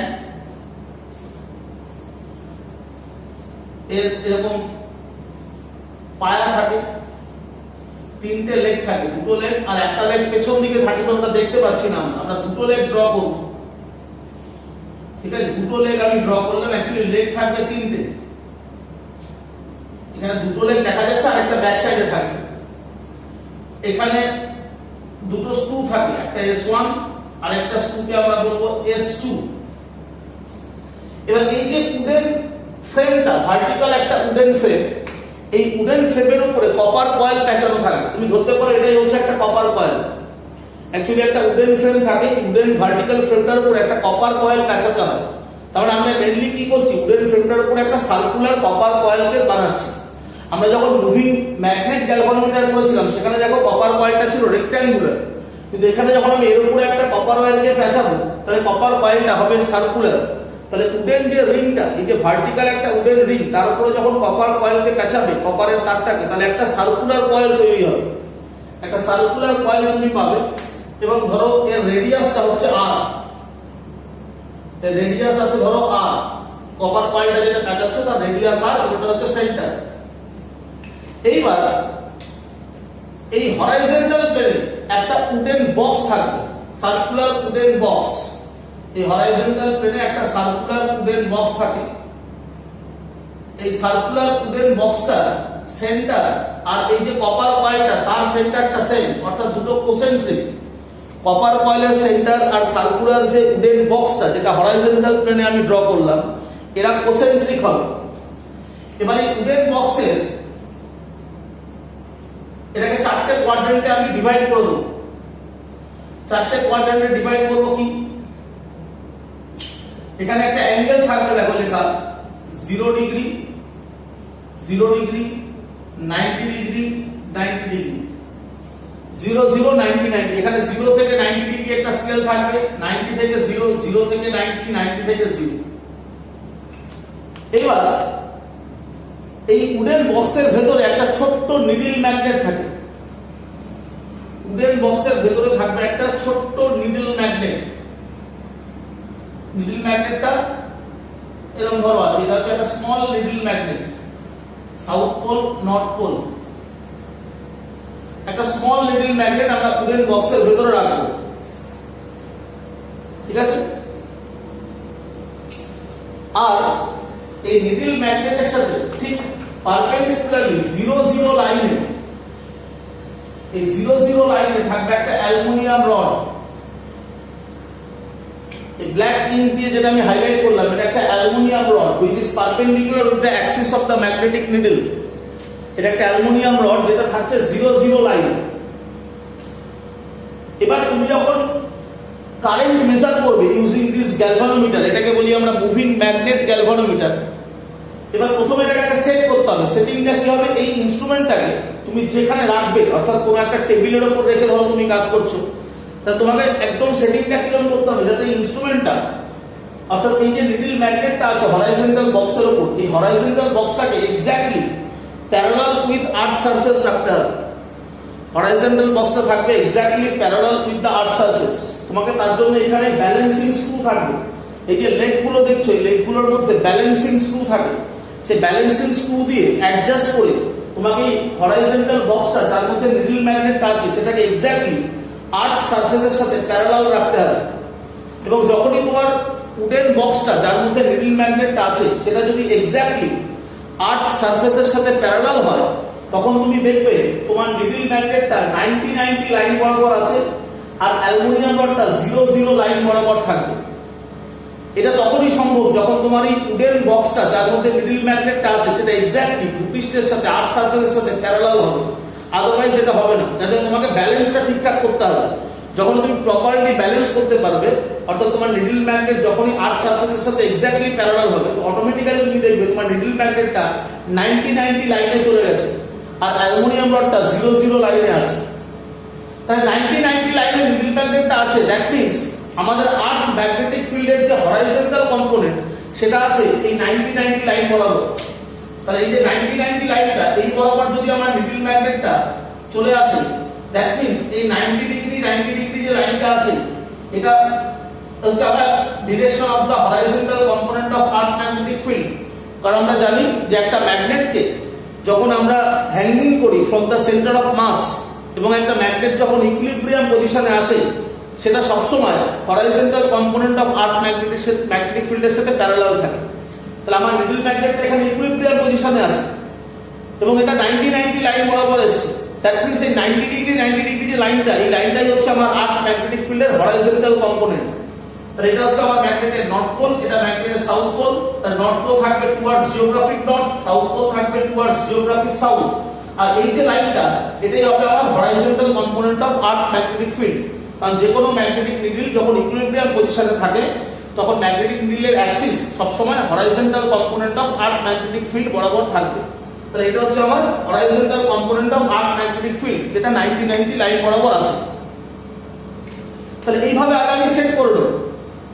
এবার আমি এই যে কপার কয়েলটা, এখানে দুটো স্ক্রু আছে, কপার কয়েলের যে দুটো টার্মিনাল যেটাকে তুমি পেঁচিয়েছো, এই সার্কুলার কপার কয়েলটা দুটো টার্মিনালে দুটো স্ক্রুর সাথে অ্যাটাচ করা থাকবে S1 আর S2 তে। এবার তুমি যখন কারেন্ট মেজার করতে চাইবে কোনো একটা জায়গায় কোনো একটা সার্কিটে, তাহলে তোমাকে এই স্ক্রু S1 আর S2 দিয়ে এই যন্ত্রটাকে অর্থাৎ গ্যালভানোমিটারটাকে তোমাকে সার্কিটের সাথে কানেক্ট করতে হবে। S1 S2 হচ্ছে কানেক্টিং স্ক্রু, এই দুটো স্ক্রু দিয়ে তুমি সার্কিটের সাথে গ্যালভানোমিটারকে কানেক্ট করবে। এবার যখনই তুমি সার্কিটের সাথে গ্যালভানোমিটারটাকে কানেক্ট করবে, সঙ্গে সঙ্গে এই যে কপার কয়েলটা আছে তার মধ্যে দিয়ে কারেন্ট পাস করবে। এবার যখনই কপার কয়েলের মধ্যে দিয়ে কারেন্ট পাস করবে, আমরা পড়েছি বার্নসাবার্ট ল, একটা সার্কুলার কপার কয়েলের মধ্যে দিয়ে কারেন্ট পাস করলে সার্কুলার কপার কয়েলের সেন্টারে একটা ম্যাগনেটিক ফিল্ড প্রডিউস হয়। যে ম্যাগনেটিক ফিল্ডের ইন্টেন্সিটি কি হয়? Magnetic field at the centre of the circular coil, আমরা পড়েছি দেখো, magnetic field at the center of circular coil, তার ফর্মুলা বলছে দেখো B equal to mu naught Ni by 2R। তো যখন তুমি কপার কয়েলের মধ্যে দিয়ে কারেন্টটা পাস করাবে, সঙ্গে সঙ্গে কপার কয়েলের সেন্টারে একটা ম্যাগনেটিক ফিল্ড হবে B equal to mu naught Ni by 2R। এবং এই ম্যাগনেটিক ফিল্ডটা, এই যে horizontal component of earth magnetic ফিল্ডটা আছে, এই horizontal component of earth magnetic ফিল্ডের সাথে এই ম্যাগনেটিক ফিল্ডটা এক্স্যাক্টলি পারপেন্ডিকুলার হবে। হরাইজন্টাল কম্পোনেন্টের সাথে এই ম্যাগনেটিক ফিল্ডটা এক্স্যাক্টলি পারপেন্ডিকুলার হবে। যে কারণে আমি তোমাকে বললাম যে তোমার এই যে নিডল ম্যাগনেটটা যে বক্সের মধ্যে আছে, এটাকে এক্স্যাক্টলি আর্থ সারফেসের সাথে তোমাকে হরাইজন্টাল করতে হবে। যতক্ষণ না তুমি এই নিডল ম্যাগনেটটাকে আর্থ সারফেসের সাথে হরাইজন্টাল করতে পারবে, ততক্ষণ কিন্তু এই বি আর বিএইচ 90 ডিগ্রি অ্যাঙ্গেলে আসবে না। সেই জন্য প্রথমে ব্যালেন্সিংটা এখানে ইম্পর্টেন্ট।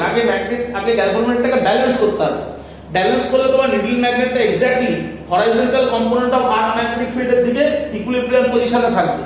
এবার যেই তুমি কারেন্ট পাঠাবে থ্রু দা কপার কয়েল, সঙ্গে সঙ্গে এই ম্যাগনেটিক ফিল্ডটা প্রডিউস হবে which is perpendicular with the BH, which is perpendicular with BH। এইবার তোমার নিডল ম্যাগনেটটা কি হবে দেখো, আগে নিডল ম্যাগনেটটা কোন দিকে ছিল? BH এর দিকে। এখন তো এখানে দুটো ম্যাগনেটিক ফিল্ড চলে এসেছে, they are mutually perpendicular to each other. তাহলে আমার নিডল ম্যাগনেটটা কিন্তু আর BH বরাবর থাকবে না। আমরা এই মাত্র বললাম যে দুটো ম্যাগনেটিক ফিল্ড যদি mutually perpendicular to each other হয়, তখন নিডল ম্যাগনেট একটা সার্টেন অ্যাঙ্গেলে ডিফ্লেক্ট করে, এবং ডিফ্লেক্ট করে তারপর সেটা ইকুইলিব্রিয়ামে আসে। তো এটা হবে এখন ইকুইলিব্রিয়াম পজিশন। এই অ্যাঙ্গেলটা ধরো থিটা। যে horizontal component of earth magnetic field তার রেসপেক্টে তোমার নিডল ম্যাগনেটটা থিটা অ্যাঙ্গেলে ঘুরে গেল। এবার যখন এই নিডল ম্যাগনেটটা থিটা অ্যাঙ্গেলে ঘুরে যাবে, সঙ্গে সঙ্গে এই যে অ্যালুমিনিয়াম রডটা যেটা 0 0 লাইনে ছিল, সেটাও থিটা অ্যাঙ্গেলে রোটেট করবে। এবং থ্রু দি সার্কুলার স্কেল, এই হরাইজন্টাল বক্সের মধ্যে যে সার্কুলার স্কেলটা আছে, সেই সার্কুলার স্কেল থেকে আমি ডিফ্লেকশন অফ দ্য ম্যাগনেটটা ক্যালকুলেট করতে পারবো। যখন এই নিডল ম্যাগনেটটা ডিফ্লেক্ট করলো থিটা অ্যাঙ্গেলে, তখন এই অ্যালুমিনিয়াম রডটাও থিটা অ্যাঙ্গেলে ঘুরবে। অ্যালুমিনিয়াম রডটা কার উপরে ঘুরছে? Over the circular scale of the horizontal circular box. Circular স্কেলের উপর অ্যালুমিনিয়াম রডটা রোটেট করবে। যখন এই সার্কুলার স্কেলের উপর অ্যালুমিনিয়াম রডটা রোটেট করছে, তাহলে আমি এখান থেকে অনায়াসে অ্যাঙ্গেল অফ রোটেশন, কতটা অ্যাঙ্গেলে ডিফ্লেক্ট করেছে তোমার ম্যাগনেট, সেটা তুমি বের করতে পারবে। তাহলে থিটাটা ক্যালকুলেট হয়ে গেল। যার জন্য অ্যালুমিনিয়াম রডটা নেওয়া হয়েছে, যে নিডল ম্যাগনেটটা যখনই ডিফ্লেক্ট করবে due to the magnetic field B and BH, যখন ডিফ্লেক্ট করলো থিটা অ্যাঙ্গেলে, সঙ্গে সঙ্গে অ্যালুমিনিয়াম রডটাও ঘুরে গেল। তাহলে অ্যালুমিনিয়াম রডটা কত ডিগ্রি অ্যাঙ্গেলে ঘুরলো, সেটা আমি উডেন বক্সের যে স্কেলটা, সেই স্কেল থেকে মেজার করতে পারবো। তাহলে এবার যখন আমরা এই মাত্র বললাম যে দুটো ক্রস ম্যাগনেটিক ফিল্ডের মধ্যে যখন একটা ম্যাগনেটিক নিডল ইকুইলিব্রিয়ামে আসে, তখন ফর্মুলা এই মাত্র পড়েছিলেন B equal to B naught tan theta। এখানে B naught এর জায়গায় দেখো BH টা আছে। আমার এই থিটা অ্যাঙ্গেলটা কার সাথে আছে? BH এর সাথে। আর আমি যে তোমাদের ফর্মুলাটা লিখিয়েছিলাম, সেখানে দেখো থিটা অ্যাঙ্গেলটা ছিল B naught এর সাথে। তাহলে B naught এর জায়গায় আছে BH। তাহলে ওখানে ছিল B equal to B naught tan theta। এখানে B naught এর জায়গায় BH আছে। থিটা অ্যাঙ্গেলটা যার সাথে ছিল সেটা ছিল B naught। এখানে থিটা অ্যাঙ্গেল আছে BH এর সাথে। তাহলে B naught এর জায়গায় আছে BH। তাহলে আমরা লিখব B equal to BH tan theta। কি বললাম, কথাটা বোঝা গেল? যে আমরা লিখেছিলাম B equal to B naught tan theta। ওখানে দেখো থিটা অ্যাঙ্গেলটা B naught এর সাথে ছিল। এখানে থিটা অ্যাঙ্গেলটা কার সাথে আছে? BH এর সাথে। তাহলে B naught এর জায়গায় আছে BH। তাহলে B equal to লিখতে হবে BH tan theta। যখন নিডল ম্যাগনেটটা থিটা অ্যাঙ্গেলে ডিফ্লেক্ট করবে এবং ইকুইলিব্রিয়াম পজিশনে আসবে, তখন তুমি এই ফর্মুলাটা লিখবে B equal to BH tan theta। এবার দেখো B এর ভ্যালুটা বসিয়ে দেবো। B এর value mu naught Ni by 2R, আর BH তো থাকলো BH tan theta। BH এর ভ্যালু আমাদের নোন ভ্যালু। আমরা horizontal component of earth magnetic ফিল্ডের ভ্যালু জানি, বিভিন্ন প্লেসে কত হয়। তাহলে এবার এখান থেকে দেখো I কত হচ্ছে? BH by mu naught N by 2R into tan theta. এই যে mu not n by 2r এটা একটা কনস্ট্যান্ট, আরটা কি radius of the copper coil, এটা হচ্ছে নাম্বার অফ টার্ন, আর মিউ নটটা তো কনস্ট্যান্ট তোমরা জানোই পারমিয়াবিলিটি।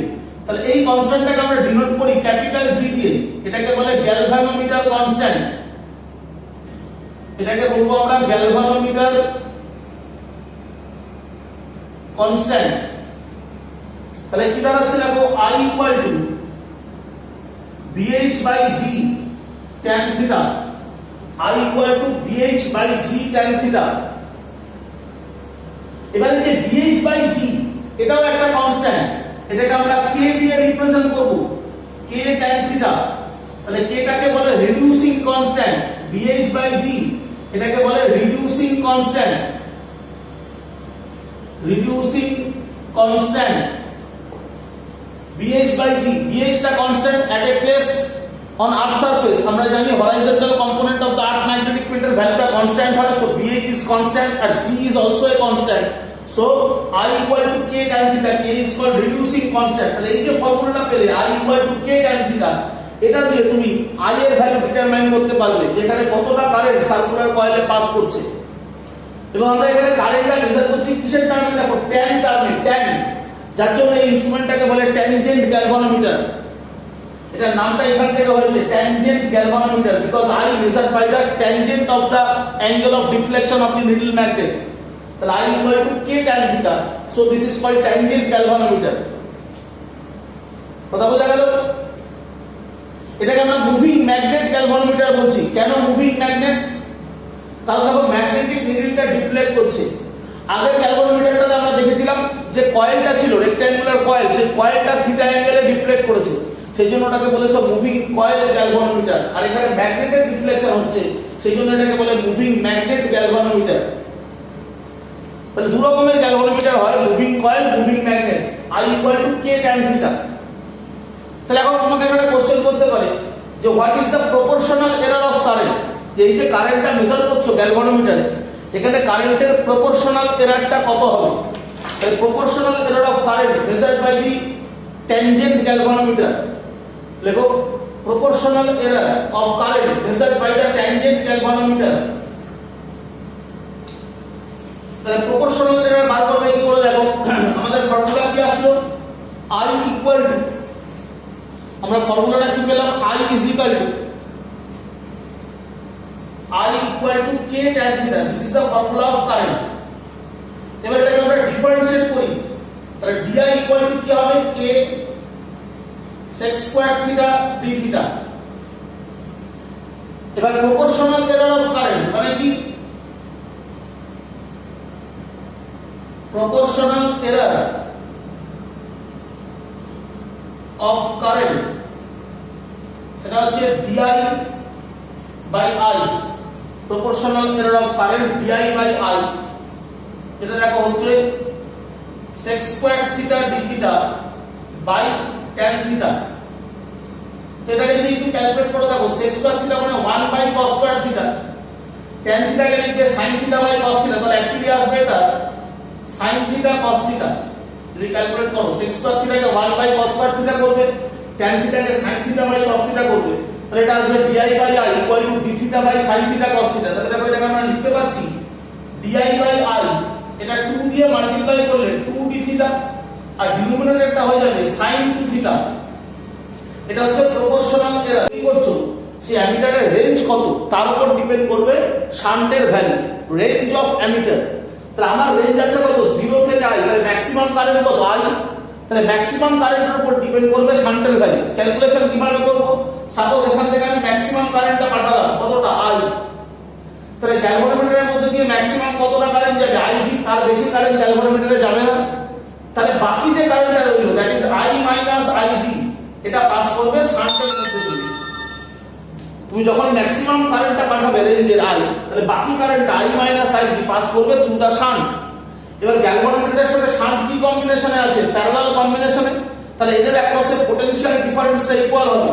তাহলে আমরা বলবো Ig into G, potential difference across galvanometer, equal to I minus Ig into S, this is the potential difference across the shunt। these are equal because they are in parallel combination. তাহলে দেখো এখান থেকে শান্টের value বেরিয়ে গেল S equal to Ig into G by I minus Ig. এবার আমি numerator আর ডিনোমিনেটরকে যদি Ig দিয়ে ডিভাইড করে দাও তাহলে হবে I by Ig minus 1. এটাকে আমরা n দিয়ে ডিনোট করি n minus 1. I by Ig এটাকে আমরা রিপ্রেজেন্ট করি n দিয়ে which is greater than 1. তাহলে আমাদের শান্টের ফর্মুলা হলো S equal to G by n minus 1. This is the value of the shunt resistance which convert the galvanometer in an ammeter. তাহলে এইভাবে আমরা একটা শান্ট কানেক্ট করে অ্যামিটারকে গ্যালভানোমিটার থেকে অ্যামিটার ম্যানুফ্যাকচার করতে পারি। তো এগুলো দিয়ে অঙ্ক দেবে তোমাকে যে কতটা শান্ট লাগাবে two manufacture ammeter of the current এত টু এত অ্যাম্পিয়ার। তাহলে এই শান্টের ভ্যালুটা ডিপেন্ড করবে হচ্ছে আই এর উপর, যে এই রেঞ্জটা, রেঞ্জ যত তুমি বেশি করবে তোমাকে শান্ট ভ্যালু তত কমাতে হবে। এটা মাথায় রাখবে যে একটা গ্যালভানোমিটারের ক্ষেত্রে যখন তাকে অ্যামিটারে কনভার্ট করবে সেই অ্যামিটারটার রেঞ্জ কারেন্টটা maximum current passing through the ammeter যত বেশি নেবে, রেঞ্জ যত বড় করবে তোমাকে শান্ট রেজিস্ট্যান্স তত ডিক্রিজ করতে হবে। এবার এখানে একটা ছোট্ট প্রশ্ন হতে পারে যে তুমি একটা অ্যামিটারের রেঞ্জ কি করে ইনক্রিজ করবে। ধরো তোমার কাছে একটা অ্যামিটার আছে, যে অ্যামিটারটার রেঞ্জ আছে 0 to 5 অ্যাম্পিয়ার। একটা অ্যামিটার আছে তার রেঞ্জ হচ্ছে 0 থেকে 5 অ্যাম্পিয়ার। এবার তোমাকে বলছে ওই অ্যামিটারটার রেঞ্জ 0 to 50 অ্যাম্পিয়ার করতে হবে, তার মানে রেঞ্জটা বাড়িয়ে দিতে হবে। তাহলে একটা অ্যামিটার আছে যার রেঞ্জ 0 to 5 অ্যাম্পিয়ার, আমাকে ওই অ্যামিটারটাকে কনভার্ট করতে হবে 0 to 50 অ্যাম্পিয়ার। তার মানে 5টা হয়ে যাচ্ছে 50, তাহলে কত টাইমস বাড়ছে? 10 টাইমস। তাহলে আমি একটা অ্যামিটারের রেঞ্জ 0 to 5 এর জায়গায় করতে চাইছি 0 to 50, that is I want to increase the range 10 times. 10 times রেঞ্জটা বাড়াতে চাইছি, তাহলে আমি কি করব, কিভাবে রেঞ্জটা ইনক্রিজ করব? তো আমরা একটা জেনারেল ক্যালকুলেশন করি। ধরো আমার কাছে একটা অ্যামিটার আছে, এই অ্যামিটারটাই আমাদের কাছে আছে যার রেঞ্জ আছে কত 0 to I। যে আমি একটা অ্যামিটার ইউজ করছি যার range 0 to I, we are want to increase the range of this ammeter from 0 to Ni, যেটা I কারেন্ট মেজার করে তার রেঞ্জটা আমি করতে চাইছি 0 to Ni, মানে n টাইমস রেঞ্জকে বাড়াতে চাইছি। কি করব? তাহলে কি করবে ফার্স্ট? তাহলে প্রথম যেটা করতে হবে, তোমার কাছে যে অ্যামিটারটা আছে তার ইকুইভ্যালেন্ট রেজিস্ট্যান্স বার করবে। এখানে দেখো অ্যামিটারের মধ্যে কি আছে, একটা গ্যালভানোমিটার আর তার সাথে প্যারালালে আছে একটা শান্ট। তা তোমার কাজ হবে ফার্স্ট এর ইকুইভ্যালেন্ট রেজিস্ট্যান্সটা বার করা, যেটাকে আমরা বলি রেজিস্ট্যান্স অফ দ্য অ্যামিটার। তাহলে এই অ্যামিটারটার রেজিস্ট্যান্স কত? তাহলে resistance of the ammeter, resistance of the ammeter R, which is G into S by G plus S. This is the resistance of the ammeter. তাহলে আমার কাছে যে অ্যামিটারটা আছে তার রেজিস্ট্যান্স হচ্ছে R, এই হচ্ছে R, এবং এই অ্যামিটারটা দিয়ে ম্যাক্সিমাম যে কারেন্টটা মেজার করা যায় দ্যাট ইজ I, কারণ রেঞ্জ ছিল কত 0 to I। তাহলে এই অ্যামিটারটা দিয়ে যার ইকুইভ্যালেন্ট রেজিস্ট্যান্স R, যেটাকে আমরা বলছি রেজিস্ট্যান্স অফ অ্যামিটার, তার ম্যাক্সিমাম কারেন্ট কত I, আমি I কারেন্ট মেজার করতে পারি এই অ্যামিটারটা দিয়ে, তার বেশি কারেন্ট মেজার করতে পারি না। কিন্তু আমাকে মেজার করতে বলছে কত কারেন্ট, Ni, রেঞ্জটা n টাইমস ইনক্রিজ করতে হবে। তাহলে I এর জায়গায় মাপতে হবে কতটা, Ni। তাহলে কি করবে, সিম্পল জিনিস দেখো, এই যে অ্যামিটারটা আছে যার রেজিস্ট্যান্স ক্যাপিটাল R, যে মেজার করে কতটা কারেন্ট I, তুমি এবার এই অ্যামিটারের সাথে এক্সটারনালি মানে বাইরে থেকে একটা স্মল রেজিস্ট্যান্সকে প্যারালাল কম্বিনেশনে কানেক্ট করবে। মানে মুদ্রা কথা একটা শান্ট কানেক্ট করবে, যে অ্যামিটারটা তোমার কাছে আছে সেই অ্যামিটারের সাথে প্যারালাল কম্বিনেশনে একটা স্মল রেজিস্ট্যান্সকে কানেক্ট করে দিবে which is smaller। এবার দেখো এটার সাহায্যে তুমি Ni কারেন্ট মাপতে পারবে। এবার ধরো এখানে কারেন্ট সাপ্লাই আসছে কতটা, Ni, আমি এবার রেঞ্জটা করে দিয়েছি কত, এর রেঞ্জ করতে চাইছি 0 to Ni। তাহলে এবার ম্যাক্সিমাম কারেন্ট কত আসবে, Ni, আমি Ni কারেন্ট মেজার করব। তাহলে কি হবে, এই যে অ্যামিটারটা সে কতটা কারেন্ট মেজার করতে পারে I, আমি কারেন্ট সাপ্লাই দিচ্ছি কতটা, Ni, আমি এবার প্যারালালে এই যে রেজিস্ট্যান্স লাগিয়েছি কি করবে, Ni থেকে I কারেন্ট এই অ্যামিটারের মধ্যে দিয়ে পাস করবে। বাকি যে কারেন্টটা রইল that is n minus 1 into I, সেটাই R রেজিস্ট্যান্সের মধ্যে দিয়ে যাবে।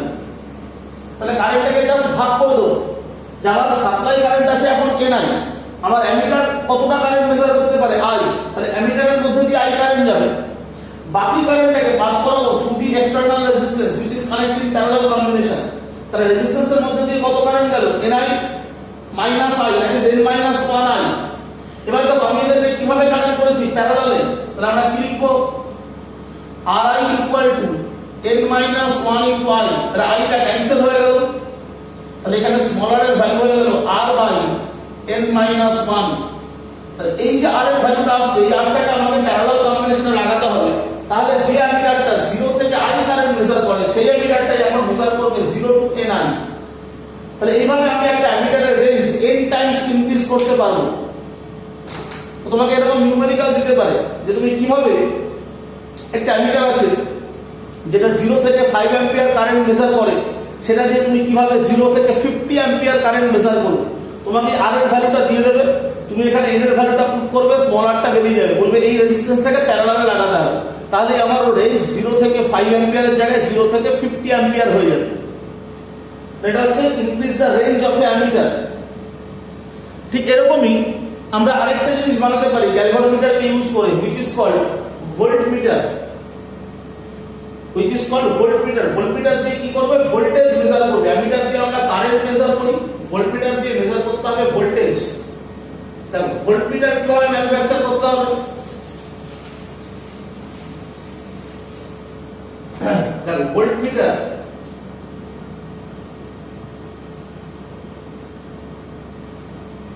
ভোল্টমিটার কি করবে, দেখো যথারীতি আগে একটা গ্যালভানোমিটার নেবে, সবকিছু গ্যালভানোমিটার দিয়ে হবে, যার লিমিটিং কারেন্ট হচ্ছে আইজি, মানে আইজির বেশি কারেন্ট কোনোভাবেই গ্যালভানোমিটার দিয়ে পাস করবে না, এবং এই আইজির ভ্যালু ভেরি ভেরি স্মল, আমি আগেও বললাম।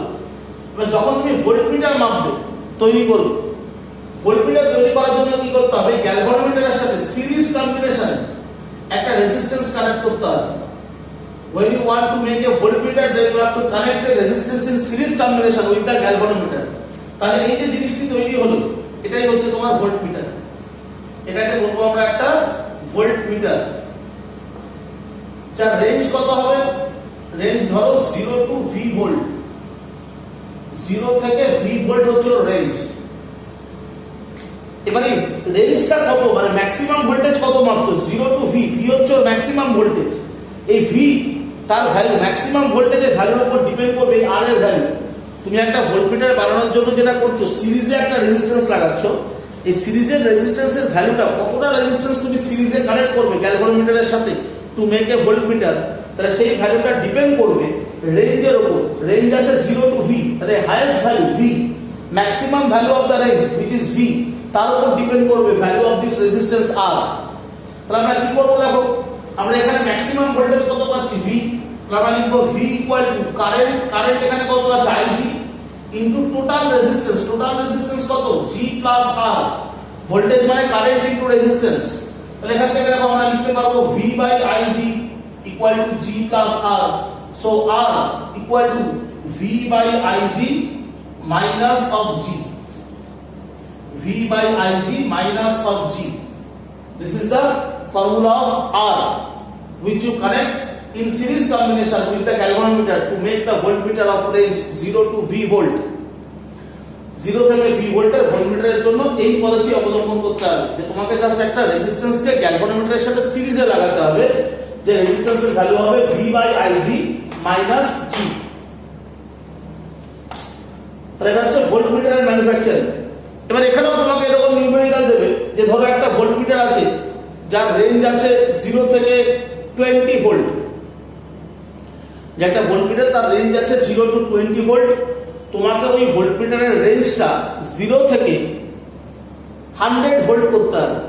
0 থেকে 20 ভোল্টের ভোল্টমিটার, তোমাকে তার রেঞ্জ করতে হবে 0 to 100 ভোল্ট। তার রেঞ্জটা কতটা বাড়াতে হচ্ছে, দেখো 20 এর জায়গায় 100, দ্যাট ইজ 5 টাইমস। রেঞ্জটাকে 5 টাইম ইনক্রিজ করতে হবে।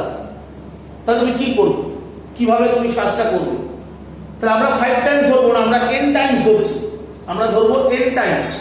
তাহলে ধরো আমার কাছে এই ভোল্টমিটারটা আছে, তো আগের মতই ফার্স্ট কাজ কি করবে, এই ভোল্টমিটারটার আগে ইকুইভ্যালেন্ট রেজিস্ট্যান্স ফাইন্ড আউট করবে, যেটাকে বলবে রেজিস্ট্যান্স অফ দ্য ভোল্টমিটার। তাহলে রেজিস্ট্যান্স অফ দ্য ভোল্টমিটার কত হবে, এখানে দেখো গ্যালভানোমিটারের রেজিস্ট্যান্সটা G, তার সাথে সিরিজে একটা R রেজিস্ট্যান্স আছে, তাহলে রেজিস্ট্যান্স অফ দি ভোল্টমিটার কত হবে, রেজিস্ট্যান্স অফ ভোল্টমিটার, ধরো capital R, which is G plus R, এটা হচ্ছে রেজিস্ট্যান্স অফ দি ভোল্টমিটার। তাহলে এই যে ভোল্টমিটারটা আমার কাছে আছে যার রেঞ্জ কত আছে 0 টু V, তাহলে এই হচ্ছে আমার ভোল্টমিটারটা যার রেজিস্ট্যান্স R এবং এর রেঞ্জ কত, এর রেঞ্জ হচ্ছে 0 টু V ভোল্ট। আর কারেন্ট কত যাচ্ছে এর মধ্যে IG, যেটা গ্যালভানোমিটার কারেন্ট। তাহলে আমরা কি লিখতে পারি V equal two IG into R। এবার তুমি এই ভোল্টমিটারটাকে কনভার্ট করতে চাইছো কিসে, তুমি তার রেঞ্জ করতে চাইছো 0 টু NV, যেটা 0 টু V ভোল্টের ভোল্টমিটার ছিল সেটা রেঞ্জ তুমি করতে চাইছো 0 টু NV। তাহলে কি করবে, যে ভোল্টমিটারটা তোমার কাছে আছে যার রেজিস্ট্যান্স কত ক্যাপিটাল আর, তার সাথে এবার সিরিজে একটা রেজিস্ট্যান্স কানেক্ট করবে, ধরো সেটা স্মল আর। যে ভোল্টমিটারটা ছিল যার রেঞ্জ ছিল 0 টু V, তার সাথে সিরিজে তুমি একটা রেজিস্ট্যান্স লাগিয়ে দাও R, কারেন্ট যা ছিল তাই থাকবে। এবার তাহলে দেখো ভোল্টেজ অটোমেটিক্যালি বেড়ে যাবে, কারণ ভোল্টেজ তো I ইনটু R। আমি যখন একটা সিরিজে রেজিস্ট্যান্স লাগাবো তাহলে টোটাল রেজিস্ট্যান্স কত হবে R প্লাস স্মল r। তাহলে রেজিস্ট্যান্স ইনক্রিজ করলে অটোমেটিক্যালি ভোল্টেজ ইনক্রিজ করে যাবে। তাহলে যেটা V ভোল্ট ছিল এখন তার ভ্যালু হবে NV, সেটা হবে current into total resistance R plus R। এবার দেখো তাহলে আমি R এর ভ্যালুটা ফাইন্ড আউট করব, তাহলে NV এই যে IG এর ভ্যালু কত হবে V বাই R, আর এটা হচ্ছে R প্লাস R। তাহলে দেখো V ক্যান্সেল হয়ে গেল, তাহলে NR equal to R plus small r, so small r equal two N minus 1 into R। This is the formula of the R। তাহলে আমি একটা যখন ভোল্টমিটারের রেঞ্জ n টাইমস বাড়াতে চাই, আমাকে যে ভোল্টমিটারটা দেবে তার সাথে সিরিজে একটা R রেজিস্ট্যান্স কে কানেক্ট করব, যার ভ্যালু কত হবে N minus 1 into capital R। Capital Rটা হচ্ছে যে ভোল্টমিটারটা তোমাকে দিয়েছে তার রেজিস্ট্যান্স। গিভেন যে ভোল্টমিটারটা, গিভেন ভোল্টমিটারের রেজিস্ট্যান্স হচ্ছে ক্যাপিটাল R। তাহলে এই ফর্মুলা দিয়ে আমার রেঞ্জটা ইনক্রিজ করে যাবে n টাইমস। তাহলে এইভাবে আমরা একটা অ্যামিটার বা ভোল্টমিটারের রেঞ্জ ইনক্রিজ করব। আর অ্যামিটার ভোল্টমিটার কানেক্ট করার নিয়ম তোমরা জানো, আমরা ওহমস ল বলেছিলাম যে অ্যামিটার কানেক্ট করতে হয় সিরিজ কম্বিনেশনে, কারণ অ্যামিটার কারেন্ট মেজার করে, সিরিজ কম্বিনেশনে কারেন্ট কনস্ট্যান্ট থাকে, সেজন্য অ্যামিটারকে অলওয়েজ সিরিজে কানেক্ট করতে হয়। যে রেজিস্ট্যান্সের মধ্যে দিয়ে তুমি কারেন্ট মেজার করবে তার সাথে অ্যামিটার থাকবে সিরিজ কম্বিনেশনে। আর ভোল্টমিটার মেজার করে ভোল্টেজ, তাহলে যে রেজিস্ট্যান্সের মধ্যে দিয়ে আমরা ভোল্টেজ মেজার করব, যে রেজিস্ট্যান্সের মধ্যে দিয়ে আমরা ভোল্টেজ মেজার করব, ভোল্টমিটারকে সেই রেজিস্ট্যান্সের সাথে প্যারালাল কম্বিনেশনে লাগাতে হবে। ভোল্টমিটার থাকবে অলওয়েজ প্যারালাল আর অ্যামিটার থাকবে অলওয়েজ সিরিজে। এটা হচ্ছে কানেকশনের নিয়ম, এটা খেয়াল রাখতে হবে। দেখো বুঝা গেল বিষয়টা? তাহলে এই হচ্ছে তোমাদের অ্যামিটার, ভোল্টমিটার এবং মুভিং কয়েল গ্যালভানোমিটার। দেখো গ্যালভানোমিটার আরেক রকমের হয়, আমাদের দু রকমের গ্যালভানোমিটার করতে হয়। আমরা একটা করলাম সেটা হচ্ছে মুভিং কয়েল গ্যালভানোমিটার, আর একটা হয় মুভিং ম্যাগনেট গ্যালভানোমিটার। এটাকে আমরা অনেক ক্ষেত্রে বলি ট্যানজেন্ট গ্যালভানোমিটার, মুভিং ম্যাগনেট বা ট্যানজেন্ট গ্যালভানোমিটার। তো ট্যানজেন্ট গ্যালভানোমিটার পড়ার আগে আমাদের একটা জিনিস একটু আগে জেনে নিতে হবে, সেটা হচ্ছে আমরা আর্থ ম্যাগনেটিজম করেছিলাম। তো আর্থ ম্যাগনেটিজমে আমরা দেখেছিলাম যে আর্থ ম্যাগনেটের দুটো কম্পোনেন্ট থাকে, একটা হরাইজন্টাল কম্পোনেন্ট, একটা ভার্টিক্যাল কম্পোনেন্ট। তো ট্যানজেন্ট গ্যালভানোমিটারে এই horizontal component of earth magnetic field এটা আমাদের কাজে লাগে। তো তার আগে একটা থিওরি আমরা পড়ে দিই, দেখো সেটা হচ্ছে